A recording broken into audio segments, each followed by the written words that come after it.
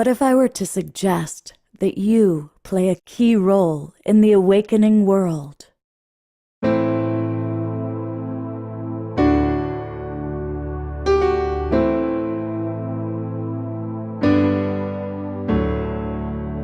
that you are watching this because you have heard the call.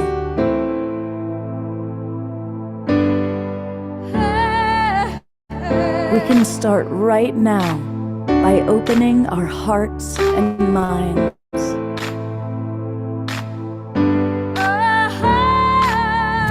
Welcome to the awakening world.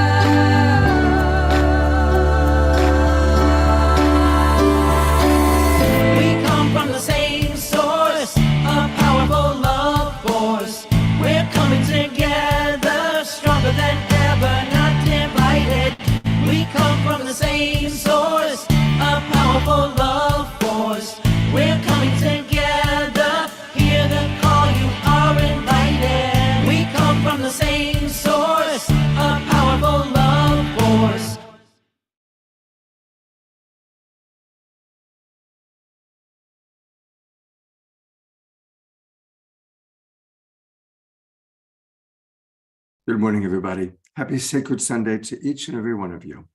I want to welcome all of our friends that are in the Zoom room here with us. And I want to welcome those of you who are watching on Facebook and on YouTube. Welcome to the Awakening World.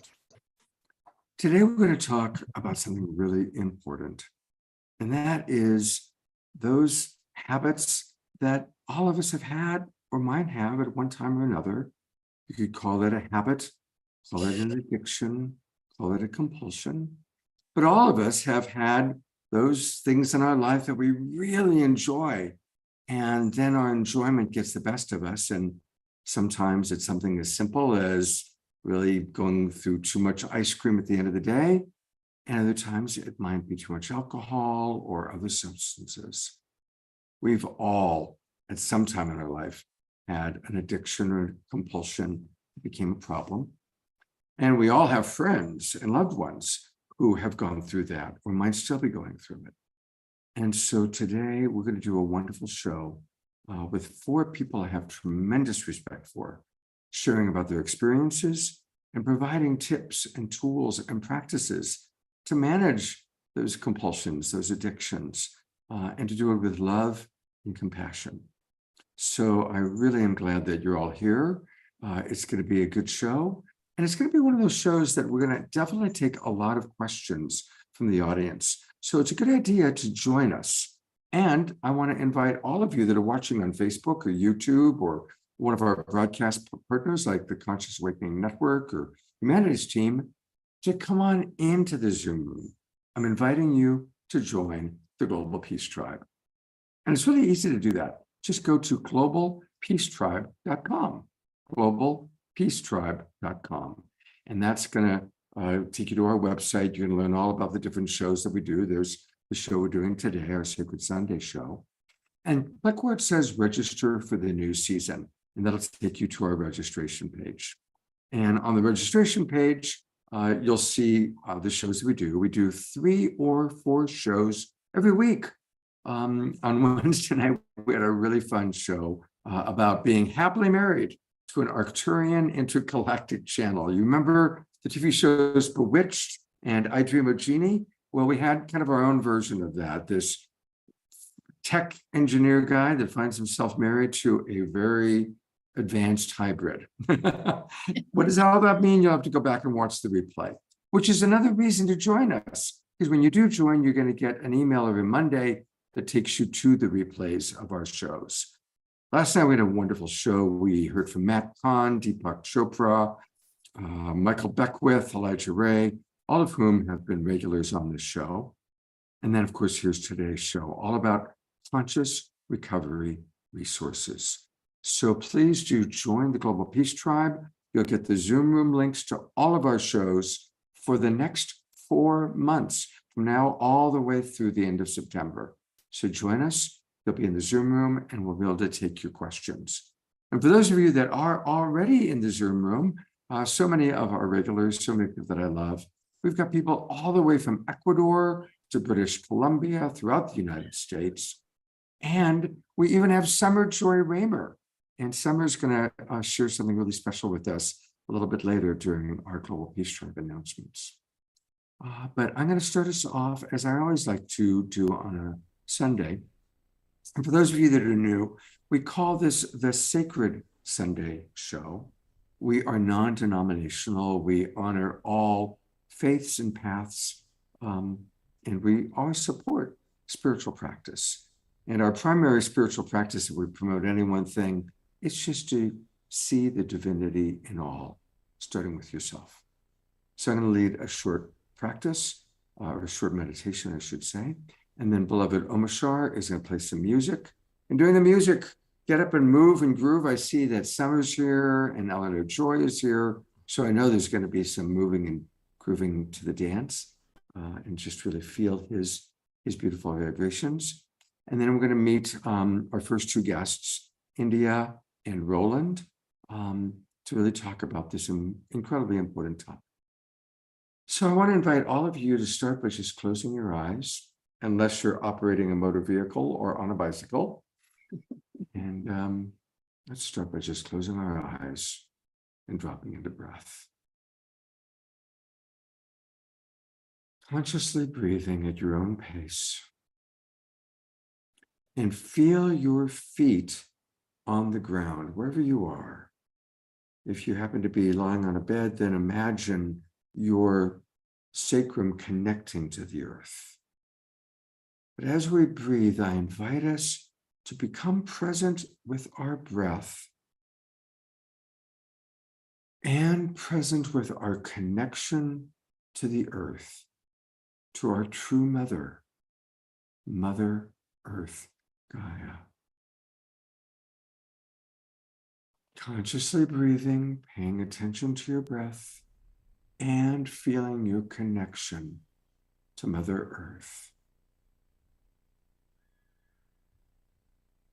And as you breathe and drop into your connection to her, I invite you to open your heart and feel her profound love for each and every one of us.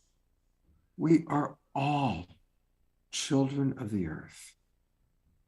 And just as grand and large as this planet is, truly she is our Pacha Mama, our big mother, and she loves us unconditionally. And as she watches us, it's like a loving mother watching her children play without any judgment, without any criticism. And as you feel that, I invite you to feel the mother's love.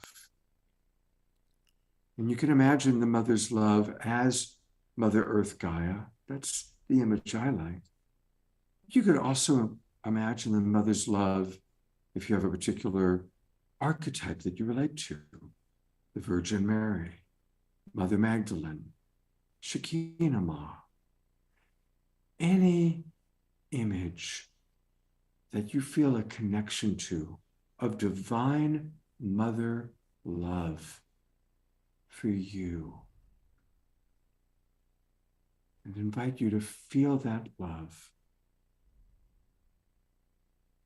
and claim your own innocence.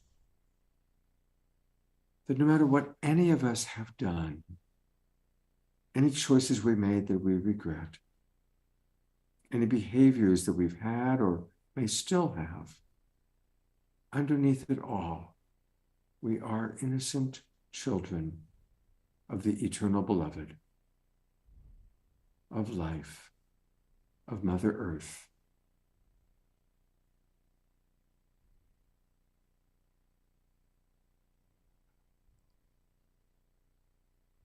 So I invite us to all collectively embrace and find, if need be, our innocence, our purity, underneath the illusion of separation, underneath any guilt or shame or remorse we might have. And in that spirit of innocence, in that spirit of remembering our divinity, may we open our hearts and open our minds to hear what India and Roland and TJ and Anne have to say. And may we continue to increase this innocence and open ourselves even more as we shift over to Omshar and his music.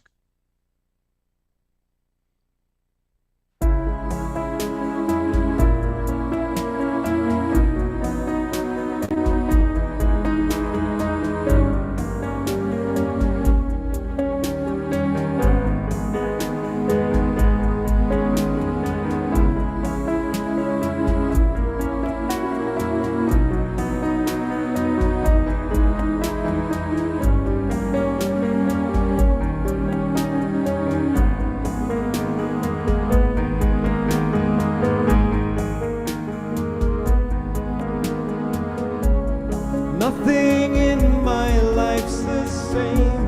It seems my world is falling into the dust that gave it birth. Empty feelings find me deep in contemplation, waiting for the rise of Mother Earth.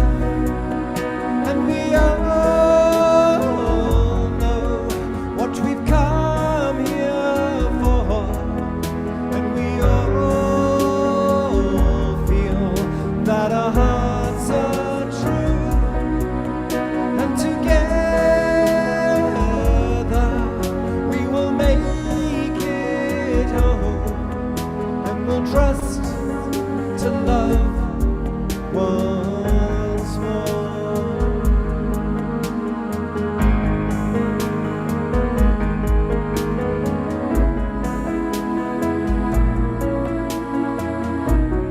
La da da da da da da.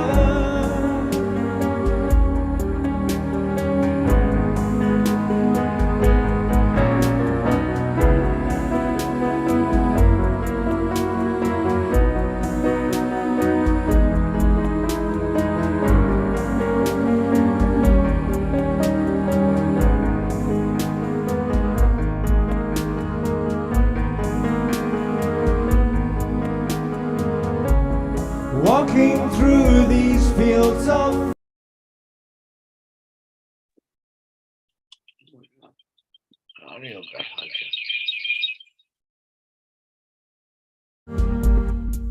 Did you miss all of it?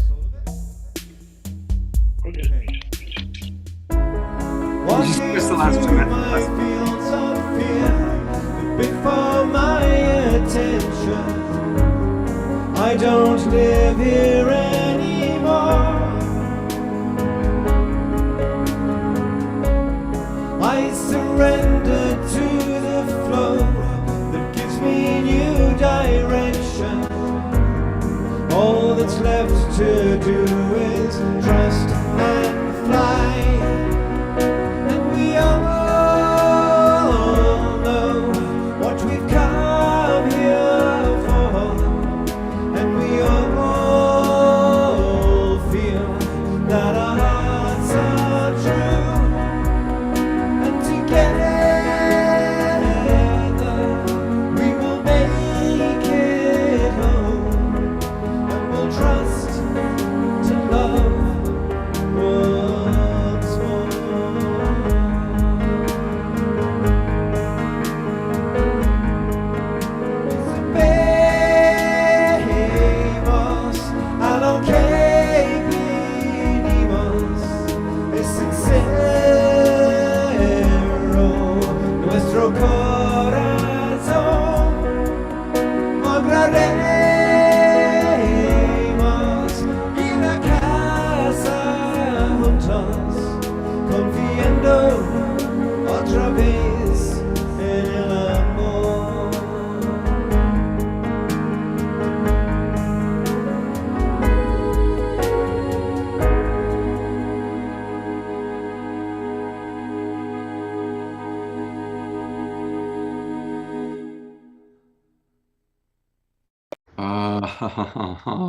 Beautiful. That's all.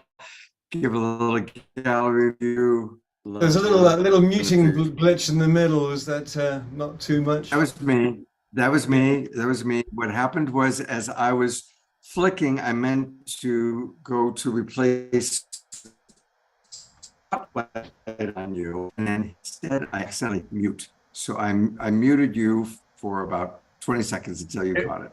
It was good. It was cool. There was a little glitch in your internet there, so let's hope it's good. So people must be sucking on the internet. So, all right. Well, keep me apprised of how glitchy I am and am not. All right. Namaste. Beautiful start. Love you. Love you too. Thank you, Omashar. We'll hear much more from Omashar later on in the show. So I have a friend who's with us today. Her name is India. And she is somebody that I've had the good fortune to get to know as a friend. And she has a brand new book that is coming out this month, and we're going to hear all about it. And that book really inspired me to want to do today's show, because it is so important for us to get the best tools possible for dealing with those things that happen. Part of being human is that we have addictions. And India is an amazing woman. She has a wonderful story. And so, India, thank you for being here. Thank you for inspiring today's show. And I'd love for you to share with our audience a little bit about yourself and your story. Yes, thank you so much for inviting me here today. I'm really excited. Yeah, this is such a big topic. And my book, as you stated, is getting released this month. And it is about, a big part of it is about my recovery. And I got sober when I was 25. And I'm going into my 36th year of sobriety. And I spent 21 years way down in the throes of Alcoholics Anonymous. And I was very, very active. It was, the fellowship was my whole world. Everything in the program was everything that I did. My partner that I was with for 17 years was sober. Everything we did was around our sobriety. And, 21 years later, I took the women that I sponsored through the traditions before I ever took them through the steps. And I was considered pretty hardcore, and I had a lot of limiting beliefs around the way that I did things. But I also believe that it was in part of what helped keep me sober when my life went into a complete and utter collapse in 2008. And I had 10 life crises in 10 months. I had a nervous breakdown with 21 years of sobriety. And I was on a massive spiritual path. And I didn't know what any of it meant. I didn't understand what was happening, but I knew that something big was happening. And, for me, all of a sudden, I just found my whole life. At the age of 47, all of a sudden, I didn't know who I was without all my labels. Everything was from the outside. I knew where I was in my, in my community. I knew where I was in my sobriety. I knew what I was doing in my career, my relationship, all of it from the outside. And when it blew up in 2008, and I found myself not knowing this, but I was in the dark night of the soul for 5 years. And I was able to maintain my sobriety through that. And I've had a lot of people ask me how I was able to not drink when I had so many calamities happening at once. And, I really come from the philosophy, Scott, that, I don't believe that there is anything bad or wrong or mistakes. Everything is necessary for our growth, whatever that is. And, for me, I did a lot of rough and tumbling for many years, because all of a sudden, one day I'm going to 10 meetings a week, and I haven't been to a meeting in 14 years. And what transpired for me is that, you know, AA gave me this beautiful foundation that set the course of my life. And my physical sobriety is the single most conviction that I have ever had in my life. And without my physical sobriety, nothing else would have existed. And I probably would have been dead by the age of 30. And, you know, it was a rough and tumble there for a while. And I really believe that a big part of how I was able to stay sober through all of, I mean, it was like a 12-year cycle I was in. And I knew inside of myself, in all the years that I was in AA, I never danced with the drink. Like, it was not anything that I was like, well, someday I'll have a glass of wine, or someday, like, that was just not going to happen for me. And I have, you know, tripped over myself and gone into my, you know, addictive behaviors, whether it's bubble gum, you know, because that's what I do when I get stressed out. It's just like, I'll chew toothpicks, I'll chew my fingernails, I'll chew bubble gum, you know, anything that handles the stress when I get overloaded. But drinking has never been an option for me. I feel like it would be such a disservice to Alcoholics Anonymous that if I were to go out and drink after all these years.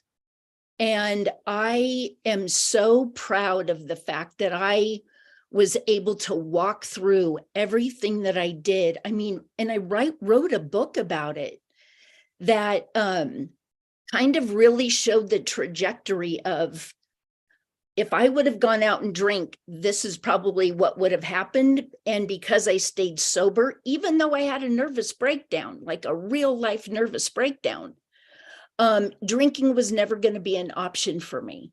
It was going to dig me deeper into the hole that I was in. And I feel like all the work that I did in my sobriety, all the steps, all the traditions, all the service work at the delegate level, it kept me grounded, and I didn't have any skeletons in my closet. I mean, none. And so when things imploded for me, that was not the first place I went, you know, was back to drinking. What I did is I like white knuckled it for a lot of years until I found my path. And that is the path that I've been on, you know, for the last probably 7 solid years. And, you know, even though I don't participate in the fellowship anymore, I have an extreme amount of gratitude and respect for Alcoholics Anonymous, because without the physical sobriety, nothing else can happen. And so, you know, it was a really, really big deal for me to maintain my sobriety. So thank you. Thank you so much, India, for being here. We're going to, of course, hear a lot more from India. And any thoughts or questions that you have. India, I'm going to read to you right away one of the comments that just came in from Terry Russo. And this is a safe place, everybody, where we can share honestly about ourselves and about each other and what's going on. So thank you, India, for starting us off with that way. And Terry continues it by writing, thank you for sharing. I struggle sometimes to help my dual diagnosis patients who sometimes don't realize that I do my best to be present fully for them and to help them find their path. I see their tortured souls and send them healing energy as I try to treat them using the limited allopathic treatment, hoping they'll embrace a more holistic approach at some point when they're ready, sending maximum grace to everyone who continues to walk this path. Lynn and Leaf write, we are of the same mindset. 18 years of recovered life is our life over death. Great spiritual practices helped, especially those by GPT. Thank you. And Eleanor Joy says, I was thinking of you in the past few days, and now here you are, Terry. So that's kind of personal to Terry. So thank you, India. I'm going to bring on somebody I have a tremendous respect for. This is Roland Williams. And Roland was on the show a couple times before. We met him through Wholehearted, and we really love Wholehearted and their work. Roland is a master addiction counselor, lecturer, and consultant, and he's worked in all imaginable aspects of the addictions and mental health field, from founder and clinical director to curriculum author for 35 years. He knows his stuff, and he's also been sober for a very long time. Roland, welcome back to the Awakening World. Thank you for being with us this Sunday. Thank you, Scott. I appreciate it. I really like what you guys are doing, and it's an honor to be privileged, pleasure to be here. And I think just a little background on me. I've been, I was just telling Scott in India before we signed on that a week from yesterday, June 10th, I will celebrate 37 years clean and sober. And it's been quite a journey, and when I got clean in 1986, June of 1986, I got clean. I stopped using because I had a son.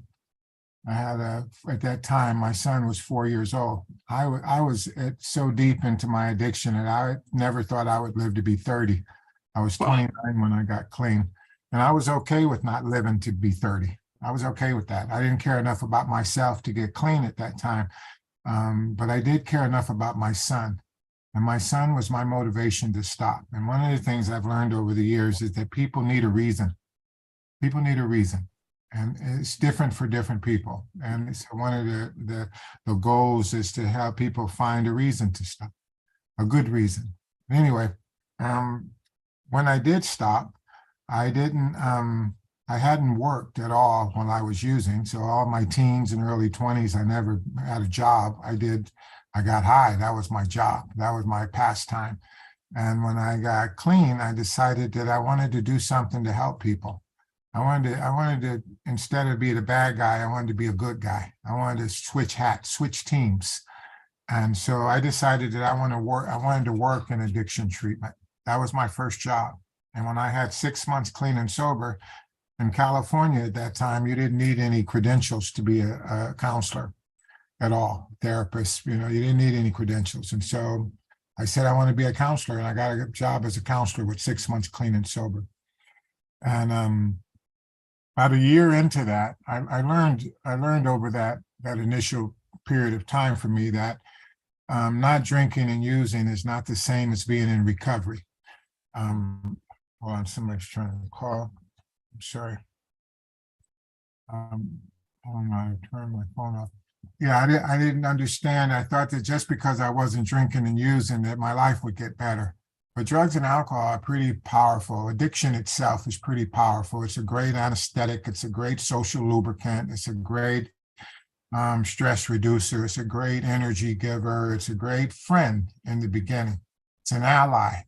And pretty soon that friend turns into an employer, and then it turns into a slave master. And I had depended on getting high off of something for so long that when I stopped getting high, I didn't know how to deal with all of those other things. And just not using didn't make it go away. So long story short, with 13 months of not using and noticing I wasn't feeling that much better, working as a counselor and feeling like an imposter, I was at a crossroads in my early recovery, and I decided if I'm going to do this, I have to really dig in. I have to go all in, commit myself to this career and commit myself to my recovery. And my life changed. I got busy with it, as they say in Amsterdam. You get busy with it. I got busy with it. I got busy with the business of the work that I do, and I got busy with the business of recovery. I like what India said. I learned over the years that everybody has their own journey. Everybody has their own timetable, and what keeps me clean and sober might get somebody else drunk. I had to figure out that people have their own path. Let people be who they are. Let them discover what they need to discover. And like India, I agree that everything that we do is preparing us for what we're supposed to do, what we're going to do next. It's all preparation, all school. And so, for the last 36 years, I've been working in addiction treatment and mental health. I've written books. I have couple of workbooks out. One's called Recovery is a Verb, and it's got all kind of exercises in it to help people kind of move through the recovery process. I have another one focused on African-American issues. I'm an African-American man who comes from the South Side of Chicago, and I decided I wanted to give something back to this community that I've seen devastated by addiction. I wanted to give something back, And so I've taught addiction studies all over the place. I was the director of chemical dependency studies at Cal State East Bay. I've worked in all over the world, consulting with programs, helping open programs in India, Thailand, the Netherlands, the Philippines, the Dominican Republic. This is all I've been doing. I've been like on a mission. And I can't tell you how rewarding it's been for me to be that intimately involved in people's lives and being able to see the successes and getting reminded by the heartbreaks of how important this work is. My wife and I will be married 33 years next month, and we've had some physical challenges. She got sick, and like India referred to, stuff comes up, if it's easy, it's easy. And when it's hard, it's hard. And the trick to longevity with any of this stuff is to be able to do it when it gets hard. And so we had a pretty big scare. And sometimes, you feel like getting high is an option. I feel like, oh shit, I might need to take something to get through this. And it's not always about wanting to be high. It's about wanting to shut the brain off, shut these feelings off, shut these intrusive, persistent, loud, negative thoughts off. But I didn't. I've had to kind of go through all of the things that happens with a long period of life. That things happen and it gets rough and you get challenged, and life is difficult, as we know. And I've been able to do it all, without taking drugs and without drinking, but I do understand the struggle that people have.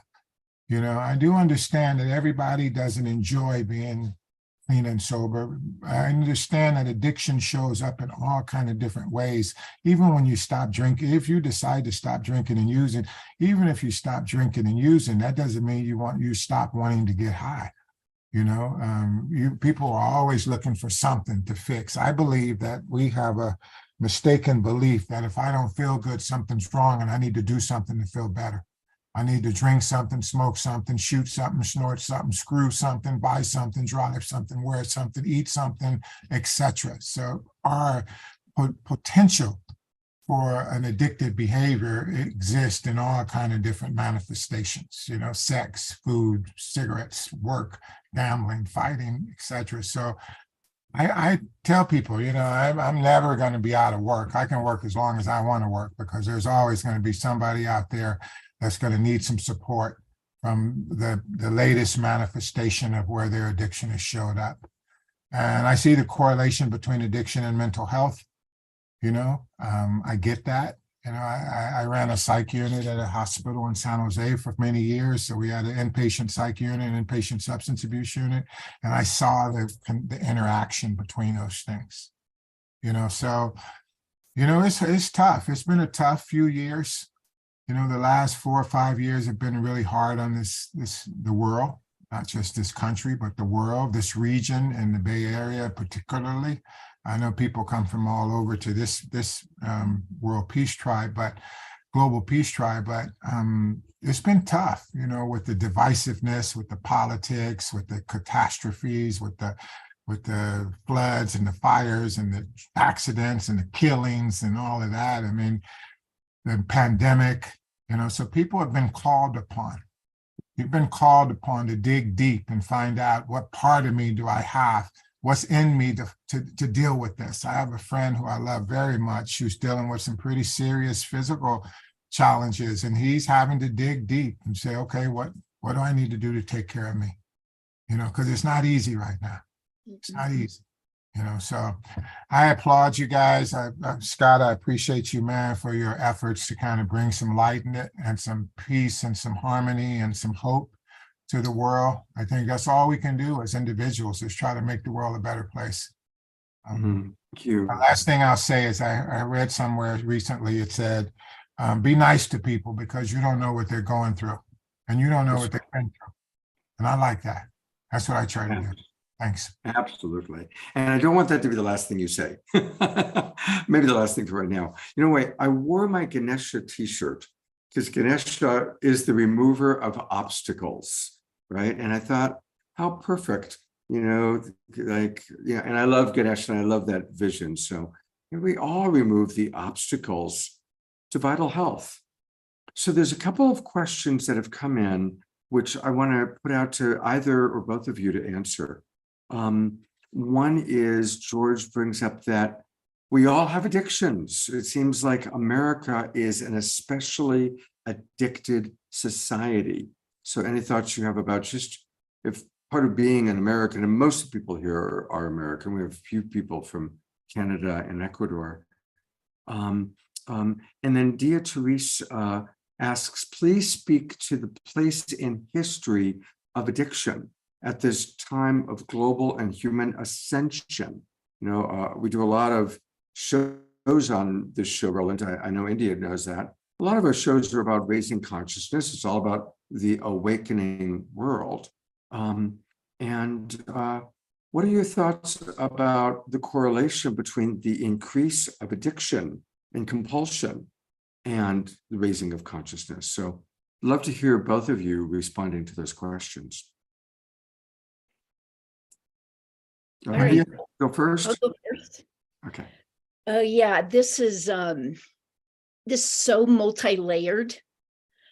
I found through my own journey is that I believe that addiction is about the lack of connection to self and ultimately to others.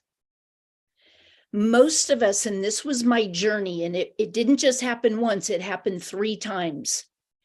When I was living outside of myself, and what I mean by that is that it was all about my outside world, my retirement, my career, my labels, everything was outside of myself.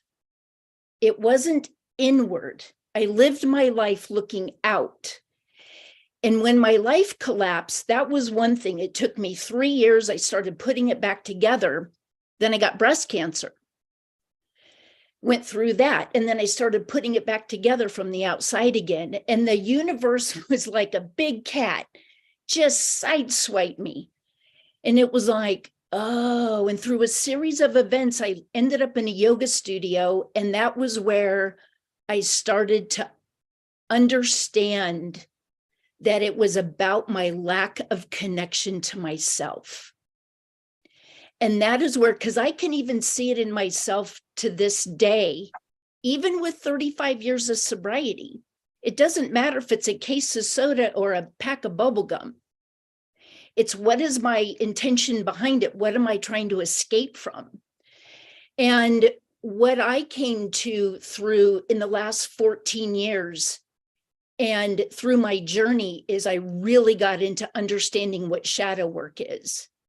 And to me, Scott, to your question about ascension, is that shadow work is necessary. Those are our blind spots. Those are our shadow self. It's the hidden aspects of us that we haven't looked at yet, whether it's from a crisis, whether it's from trauma, whether it was from something that happened last week or the childhood. That's the place that we operate from, is the unhealed place, because that's how we perceive the world, is from that place. And I have been watching this with drug addicts and alcoholics for a long time.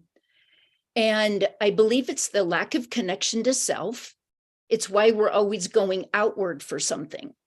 Doesn't matter whether it's a glass of wine. It doesn't matter. You can over-exercise. That in itself can be unhealthy. So it's a matter of what is our intention behind what it is that we're doing, that we're trying to escape from. And we're escaping because we don't have a connection to self. And I've been there. I've gone up and down on that roller coaster through the trials and tribulations of my life over the years. And I really believe, and I'm a pattern seer and a dot connector. And what I have witnessed with those in recovery, myself included, is that addicts, we are, we're generally considered the black sheep of the family, right? That is the social term. That's the black sheep of the family. I believe that the addict or the alcoholic is actually the healer of the family. I believe that every family has one. And I have watched this over and over again, and it's fascinating to watch all the different layers of everything that comes in for us to be able to evolve in consciousness. We cannot hold an ascension, a vibrational ascension, if we haven't done our shadow work. It's not possible, because those things will always rear their ugly little heads for us. Does that make sense? Yeah. Absolutely. Yeah. Absolutely. And I, even in my own life and witnessing many, many people over a very long period of time, and even though I haven't been to a meeting in a long time, I still have a lot of friends who are in recovery, trying to be in recovery, doing recovery a different way. And so I see all the patterns, and everyone that I know that have had like at least 15 years and then went out and now they're sober again with a significant amount of time. I'm curious. I'm like, what caused you to take that drink after 17 years? And it was always led back to something personal that someone said or did to them that was an unhealed wound in which they went back to drinking again. And I was like, this is really fascinating. And I started to see all the many layers of what happens when we're not connected to ourselves. And it's not an easy thing to do, because we're all raised to be outside of ourselves. All of us are. So I'll stop there. Well, I love how you speak, and our audience is relating to you so beautifully. A lot of positive comments are coming in. So thank you. And let's bring up Roland and see what Roland has to say. Well, I agree with a lot of what India said. I think that probably the most profound spiritual advice I ever got was sit still and do nothing. And that's not our way. I think a lot of people, it's not a lot. I think that another contributor to addiction, and it takes away from any idea of ascension to a higher consciousness, is this idea of, I need to fix it. I need to fix it. I can't just sit in this. I had a client tell me once, he was going through a really hard time, and I was trying to give him some ideas of how to make it better. And he was saying, no, man, I appreciate that. I appreciate that. He said, but I got to feel this to the quick. I have to feel this to the quick, meaning I have to just feel all of this. I don't want to medicate it. I don't want to eat it away. I don't want to screw it away. I don't want to smoke it away. I'm just going to sit with this and feel it, feel what I need to feel. And it's that introspection, it's that time with yourself to find out what's really going on that I think helps you get to a place of a higher consciousness. You gain more insight, you gain a better perspective, your planning is better. For example, I don't make any major decisions when I'm in a bad place. Mm-hmm. When I'm in a bad place, I don't send any emails, I don't call anybody, and I don't decide on anything. I sleep on it. I give it some time. Because in that time and space where I'm just contemplative, where I'm just sitting with it, I'm feeling it to the quick, I tend to have a better understanding of where I'm at and what's going on. A lot of us are so, we can get so impulsive, we can get so reactive, we can get so impatient. And that leads to, in my experience, it leads to not as good decision making. So I think, and I also think you have to want to have. I remember another client who eventually overdosed. He was an emergency room physician, and I do a group for impaired healthcare professionals that I've been doing since 1991. And I was talking to him, and I was saying, your life could be a lot better if you were willing to do a little work. If you're willing to put a little work in, you could have a much better life. And he thought about it. He pondered that for a minute. And he said, nah, he said, I'm kind of cool where I'm at. I'm used to this, where my life is. I don't really feel like doing a whole bunch more work. I'll just coast where I'm at. And, and he coasted to an early grave. I had another client that told me one day, I told him, I said, man, I'm worried that you don't seem worried about your relapses. This is a guy who would relapse every few months. He would be clean and sober, committed to this healthy life, and then his dark side, his shadow side would take over. If you believe in a higher power, you should believe in a lower power too. That's my thought. And so his lower power would take over, and then he'd talk him into going out and getting drugs again. I said, you don't seem very worried about your relapses. They scare me to death, but you don't seem very. He said, well, I'm not worried. I said, well, why not? He said, because I know everything's going to be all right. And I found him dead in a bungalow in Thailand two weeks after that conversation. So I think by avoiding this introspection and getting to know who you are and seeking to have some higher level of understanding and consciousness, awareness, etc., by avoiding that work, I think there are potential consequences. Because when that shadow side, that dark side is driving the car, it takes us to some pretty dark places. So that's my 2 cents. Yeah, thank you. Thank you both. I'm really appreciating this conversation, and I'm also really appreciating what's going on in the chat box. There's a lot of really important feedback going on. And I just want to emphasize how important it is for us not to stuff our pain, but to create a safe space in which we can sit with those parts of our life that we have pain around. And most of the time, if you go deep enough, it's shame. It's usually shame or guilt. And just a reminder, what's the difference? Guilt is usually we feel bad about something we did or didn't do. We feel guilty about actions taken or not taken. Shame is we feel bad about who we are. Shame is where we feel that there's something fundamentally wrong with me. And as a coach that's worked now with thousands of people, I've come to see that guilt and shame are almost always at the root of a person's pain.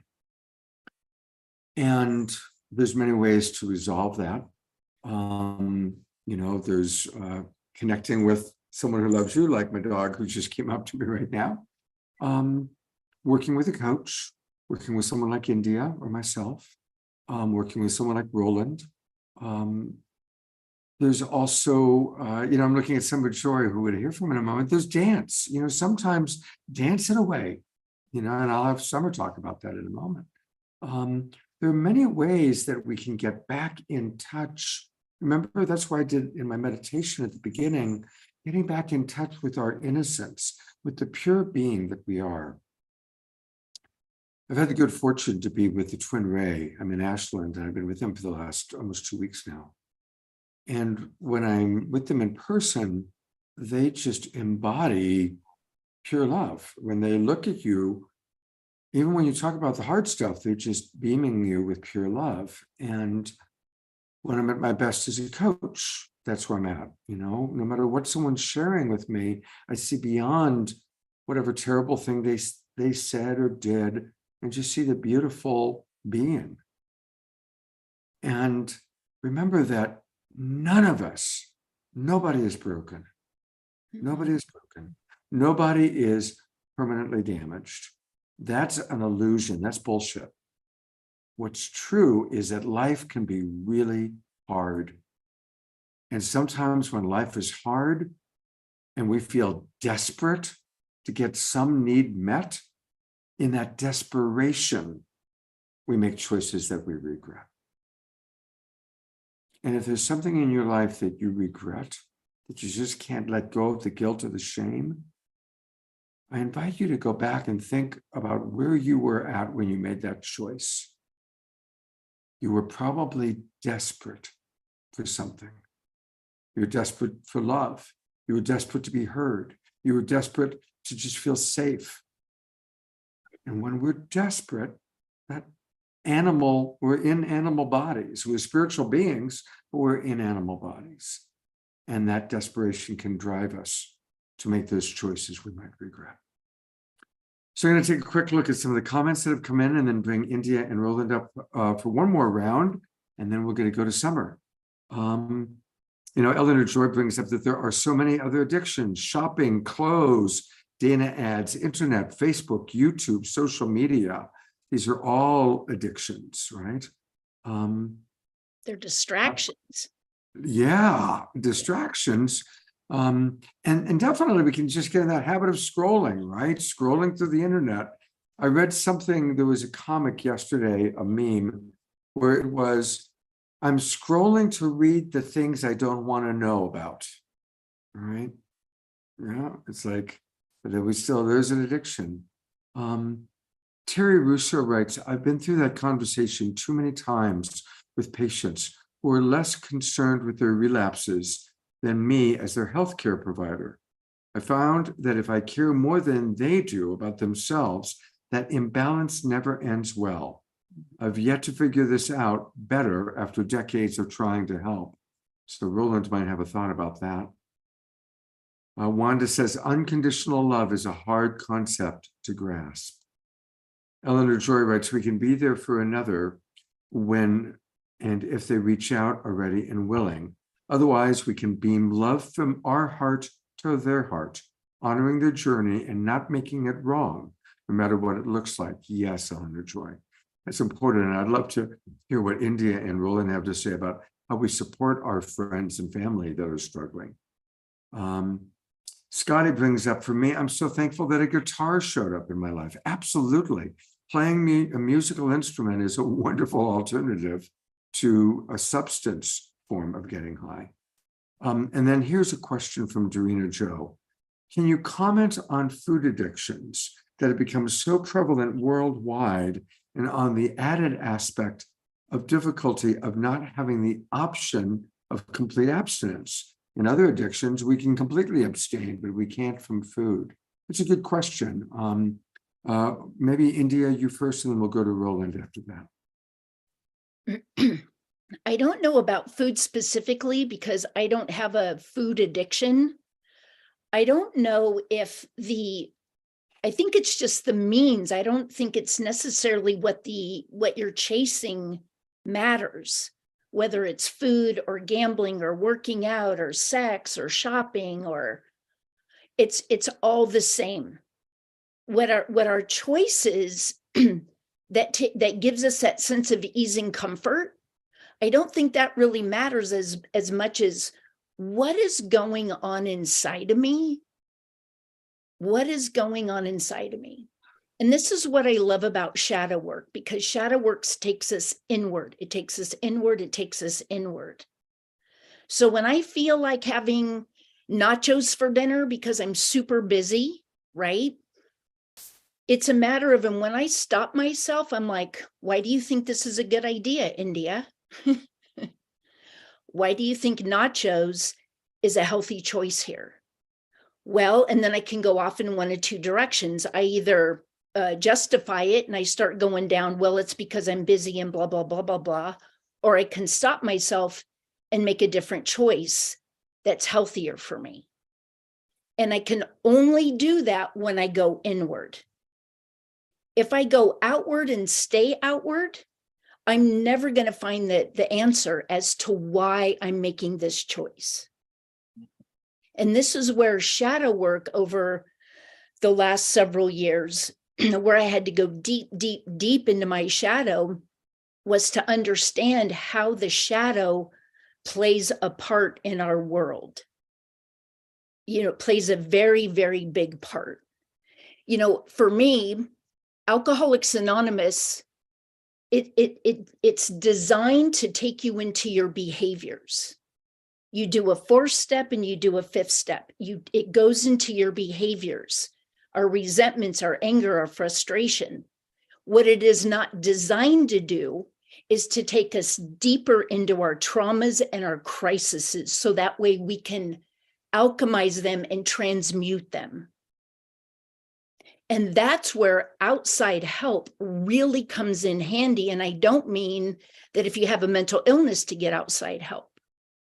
I mean, things that are nurturing to our spirit. What else is nurturing to our spirit? We don't just get into a relationship with our partner and just stay there and never nurture it and, try outside things. But for me personally, I did that in Alcoholics Anonymous. I stayed within the confines of the traditions and the tradition of Alcoholics Anonymous. And what happened for me is that's why I got pummeled so bad, because this was my soul's journey, was to get me onto another path so that I could evolve in my consciousness in the manner in which I needed to. And it's just, there's so many different layers to this. And, there's no one way. Roland has a whole beautiful journey in his own in the 37 years, me with 21, and then going into a whole other different path that India didn't set myself on, but my higher self did. It sent me on a whole new path. And, now I'm like, oh, I see the much bigger picture. And the more that I evolved in my consciousness, the more clear I became around my own behaviors, my trauma. This is the work that I do. I help people unwind from the programming, the conditioning, the beliefs that we pick up, what is taught to us by whoever raised us. I had to do a lot of unpacking, and that's what I do with my clients. We have to unpack before we repack. Does that make sense? Yeah. Because who wants to take a suitcase full of winter clothes to Hawaii, right? We don't want to do that. We need to unpack that suitcase from all these things that aren't serving us and get a check with who am I? Where am I in my alignment? What do I believe in? What is working for me? And like Roland said, it's just like what works for one doesn't work for another. And it's the grace in allowing people to be in their process, whatever that is. I don't even know what my own life has in store for me. To think that I know what your life has in store for you, it's not going to happen. Thank you so much, India. I want to let people know, and I still don't have the link, by the way, to your event for today. So if you put that link into the chat box, just put it in the chat box. Okay. And while you're doing that, I'm going to take people to your main website where you can learn all about India. And it's her name, IndiaZoe.com. INDIA, India like the country, Zoe, ZOE, IndiaZoe.com. And here is the book that's coming out. And she's going to have a special reading of the book today. We're going to talk about that in a moment and tell you where you can learn all about that and join her. And of course, you can learn more about her story. And she's also does coaching. So definitely put your name and email address in here where you can find out more about her book, more about her work. And you may want to actually work with her as a coach if you're feeling really, really drawn. She's obviously a powerful, wonderful person. You could also follow her at I Am India Zoe on social media. So, India, have you been able to put that into the chat box? I am. It's not working, so I'm asking someone to try to send it to you again. Okay, So- and you know what we'll do is we'll come back to you then. We'll come back and let's hear what Roland has to say. Roland, this is kind of your chance to answer any questions and kind of final thoughts. I just want to respond to the question about eating disorders or food.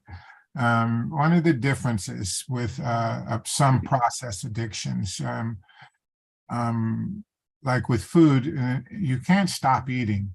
So it's actually a little bit easier when you're using a substance or something that you can just stop. Like I can just not drink, but I can't not eat. You don't want to not have sex. You don't want to not work out.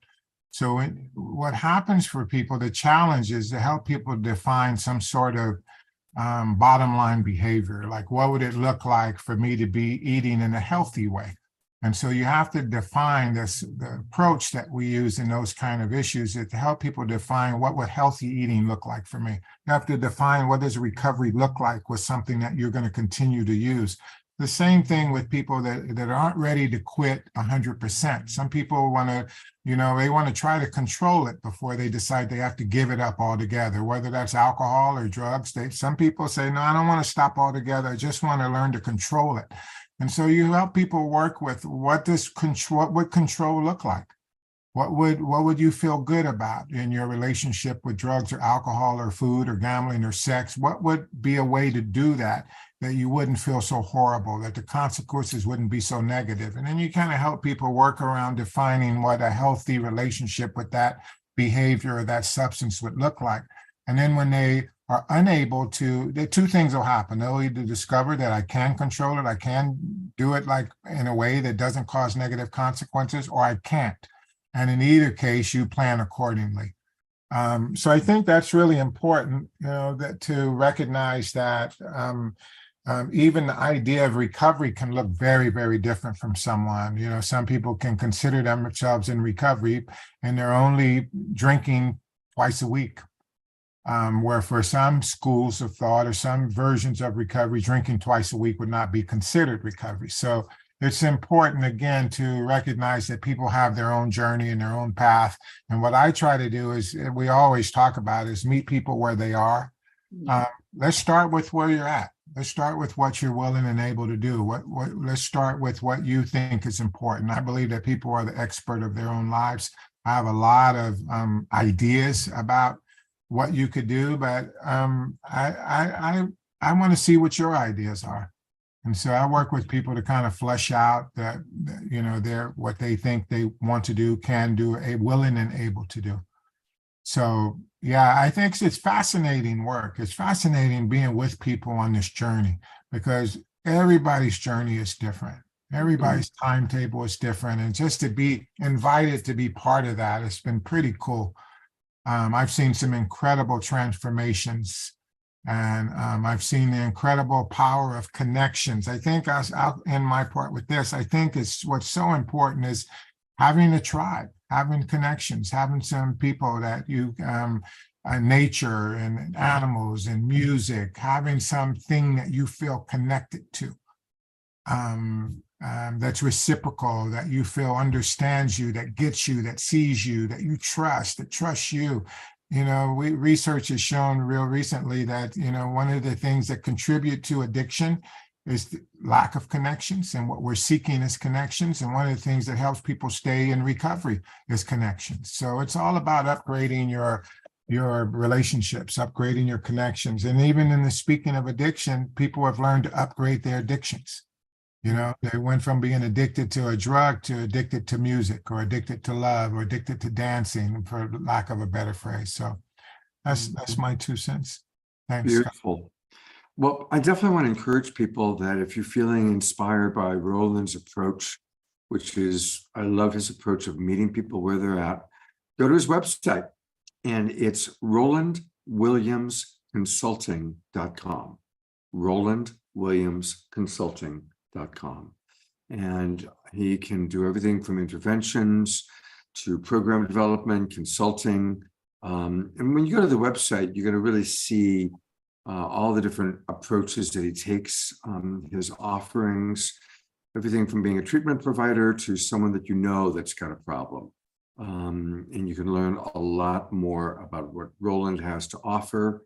Again, he works with our friends over at wholehearted.org, AJ and company.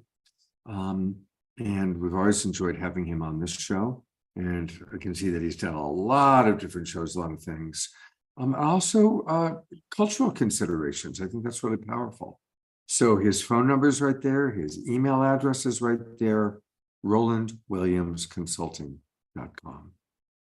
Thank you. Roland, thank you so much for blessing us with your presence today. I'm so grateful for your presence, not only on our show, but in our world. Thank you. Blessings to your wife and your family. Good health. Thank you. We are going to hear from TJ Woodward, who was my coach when I went through my tough time.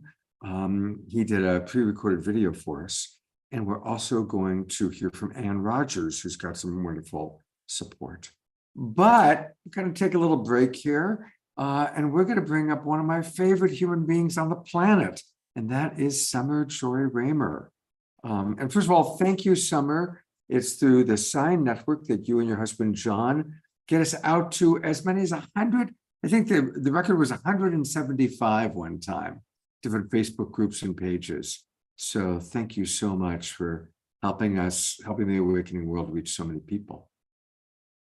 Yeah, well, I just want to just start by thanking, of course, Scott and Omashar, but most importantly, India and Roland, just, not only what you're offering, but the journey and the courage of your recovery. And I really just feel humbled, and I in some ways like sort of speechless. The transition into what I'm sharing feels like but I'm just so grateful to be here and to listen. And I, as an American too, I do feel that we are at a time and in our country that, and I don't think many people talk about it, but it's like there's this subtle background of so many of us are addicted to all sorts of things. And maybe there's like the conversation of recovery for,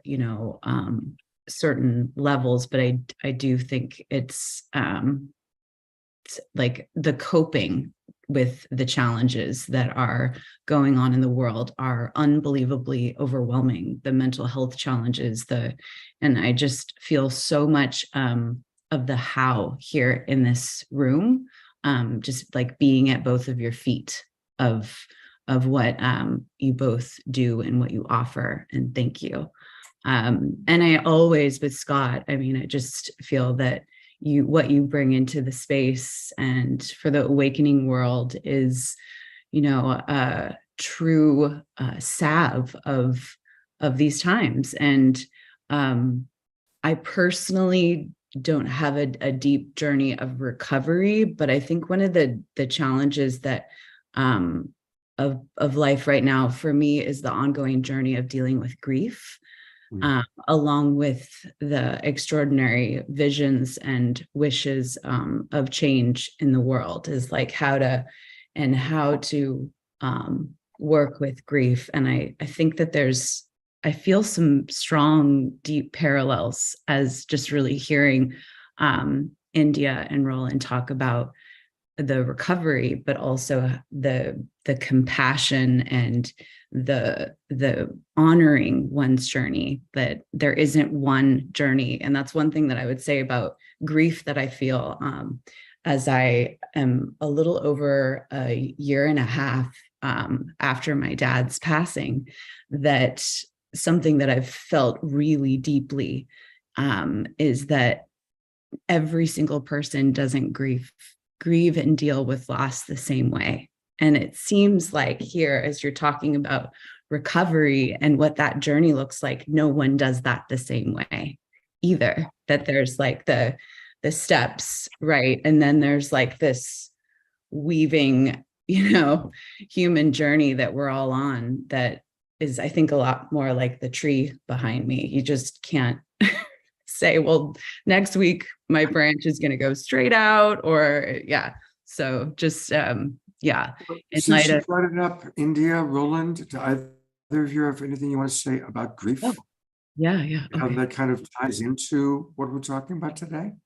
I think Summer nailed it. I think that there is, and we have so many people tend to project so many ideas about what grief should look like. And, you know, like you're not crying. I remember my sister passed away and I went back to Chicago to bury my sister. I was crying uncontrollably. That she was the closest person to me in my life. And my aunt, who was older than me, the matriarch of the family, she kept saying, you got to hold it together. You got to hold it together. You know, you got to be strong. You got to be strong. And my wife at that time, we weren't even married. Yes, we were. No, we weren't.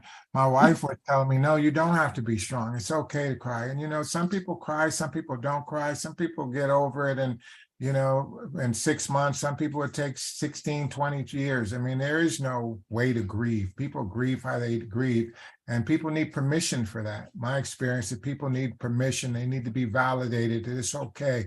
That you're feeling what you're feeling, when you're feeling it, how you're feeling it, etc. And I think that was the most important lesson to me. And then lastly, I have a dog. We see some dogs in here, and I've always had dogs. My dog just wants to be next to me. He's a big old bull, two of them.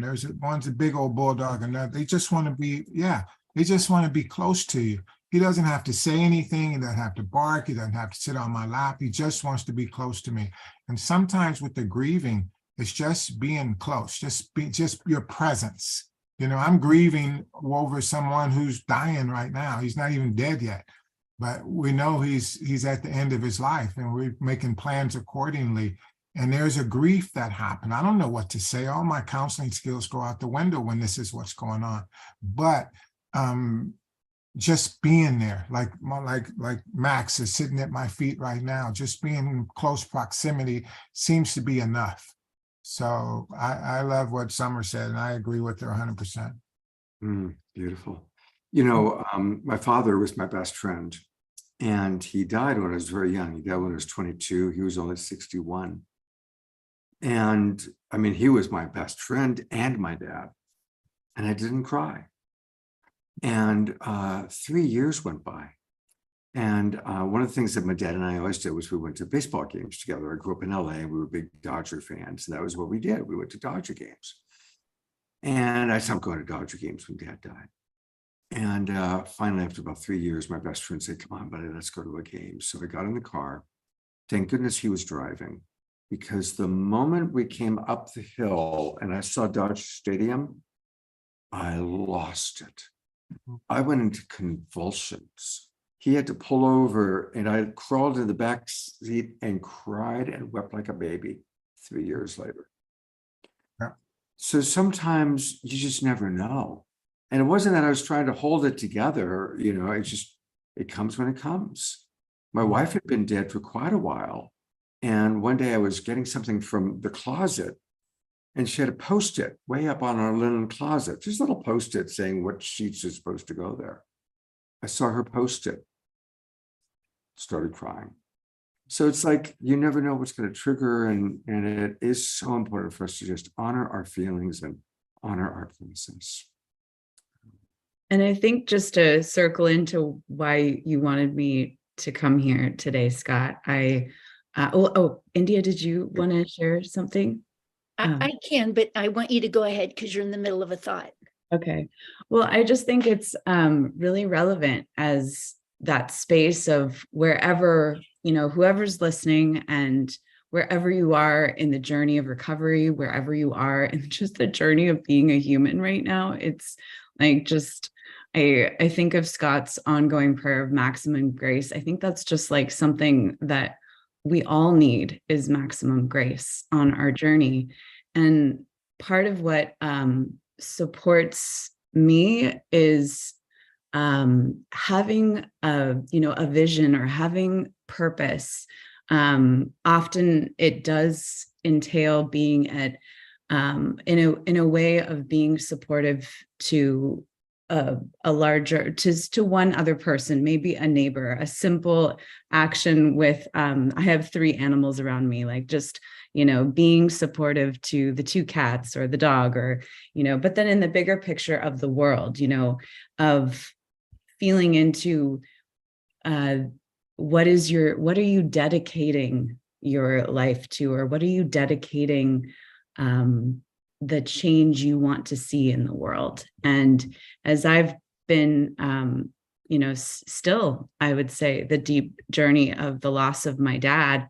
Last year, during this work of the 99 Days of Peace through Unity, which is a massive opportunity for anyone to step into, that starts on June 17th. Last year at this time, I really felt my father, guiding me to service for the world in a way that, supported my journey of grief and continues to be. And there's a tree in front of my house, a willow tree, and that's similar looking to this tree. And it really looks over me, and I see my father's face in this tree. And I feel it as I'm coming into another pattern, as India was talking about, that tracking our patterns, that I'm coming into this 99 days with a different space and a different vision. And one of the things that of my origins of why I'm here is the Garden of Joy.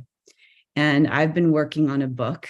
So I have great respect for India. That's such a beautiful book. Seeing that, it was like, wow, Phoenix rising. I've been working on a book for over 3 years, and still is a journey. But I have a goal at the end of the 99 days to have the first draft of the manuscript complete.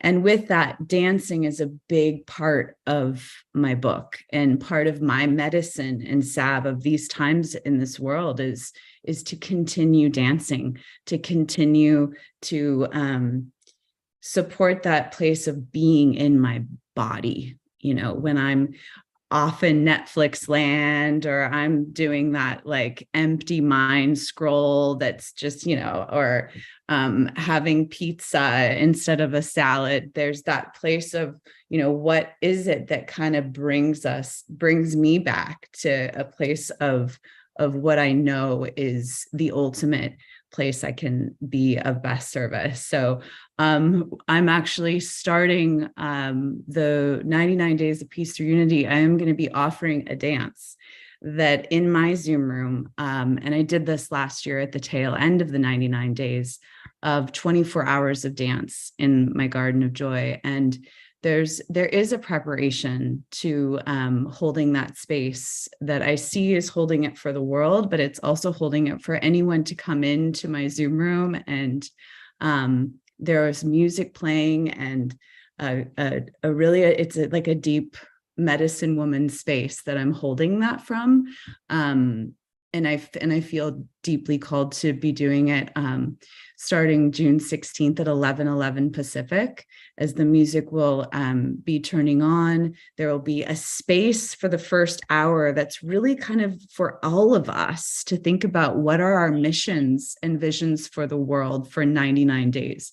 What is it that you really want to hold up? And it could be just an individual, that you are working on in your recovery journey or grief journey, but something to dedicate of the change that you wish to see in the world. And may it be held up by your joy.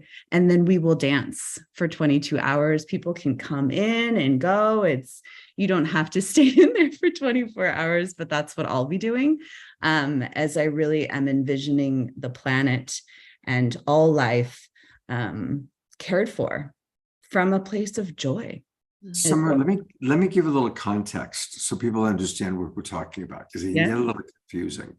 Yeah. So from just around the time she's starting her dance, there's a week, which is World Unity Week.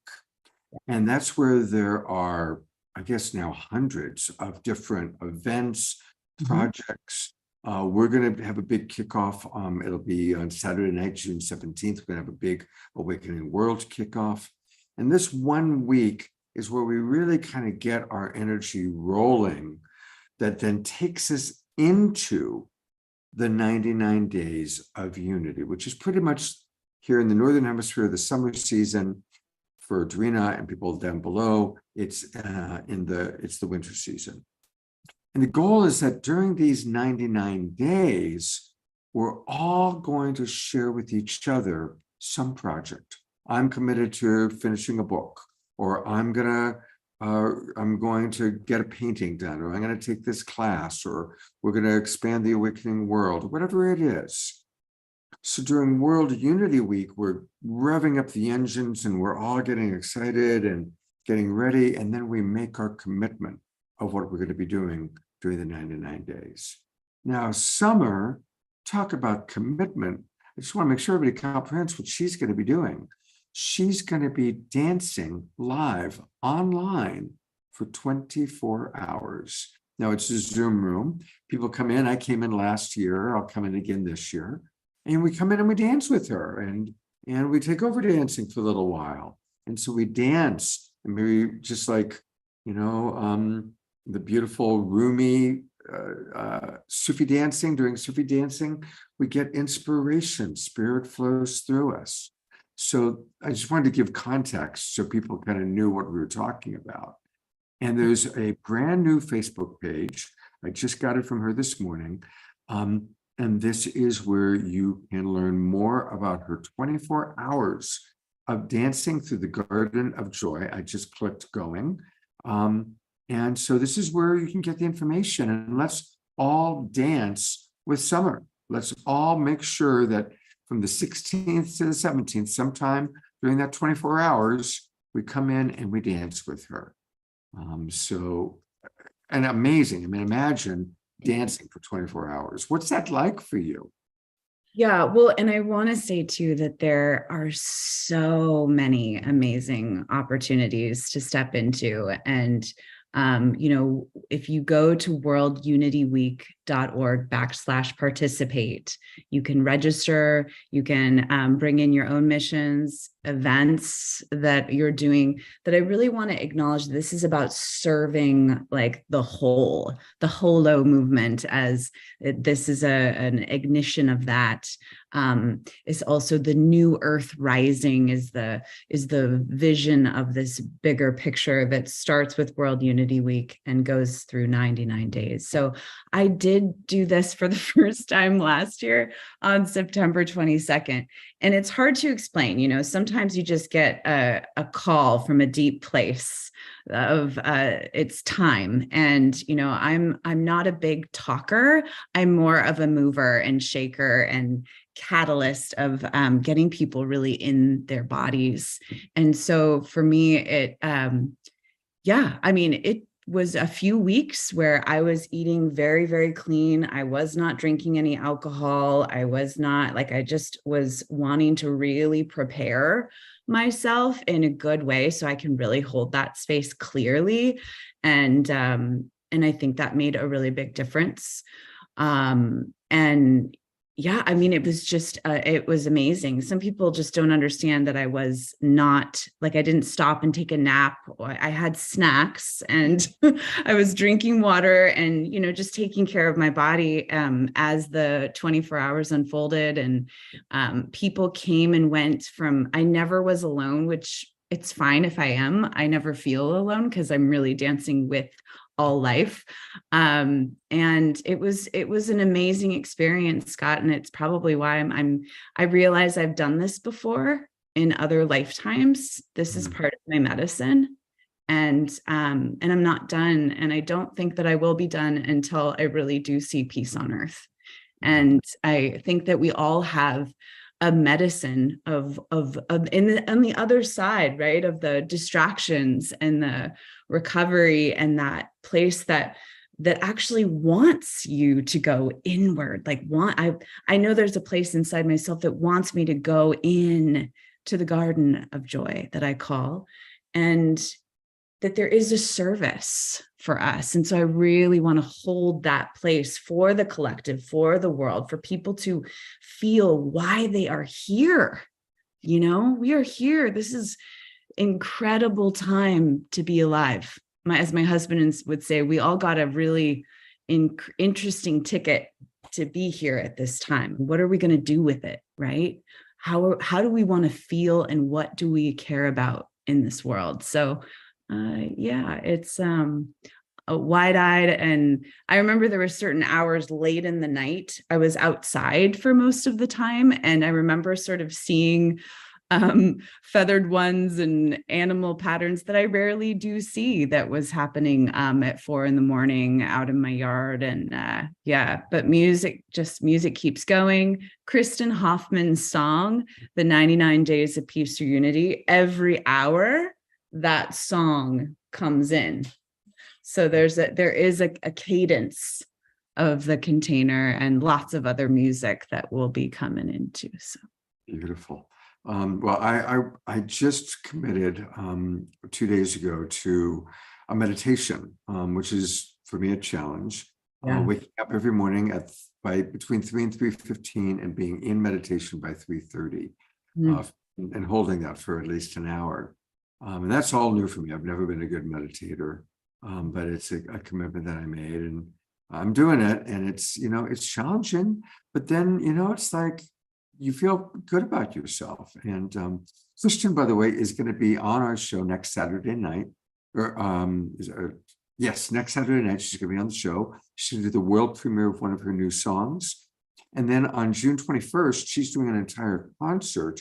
So that's a Wednesday night. So instead of having an Awakening World that night, we're just going to direct everybody to Kristen's concert on the 21st. Yeah, so we're all going to be...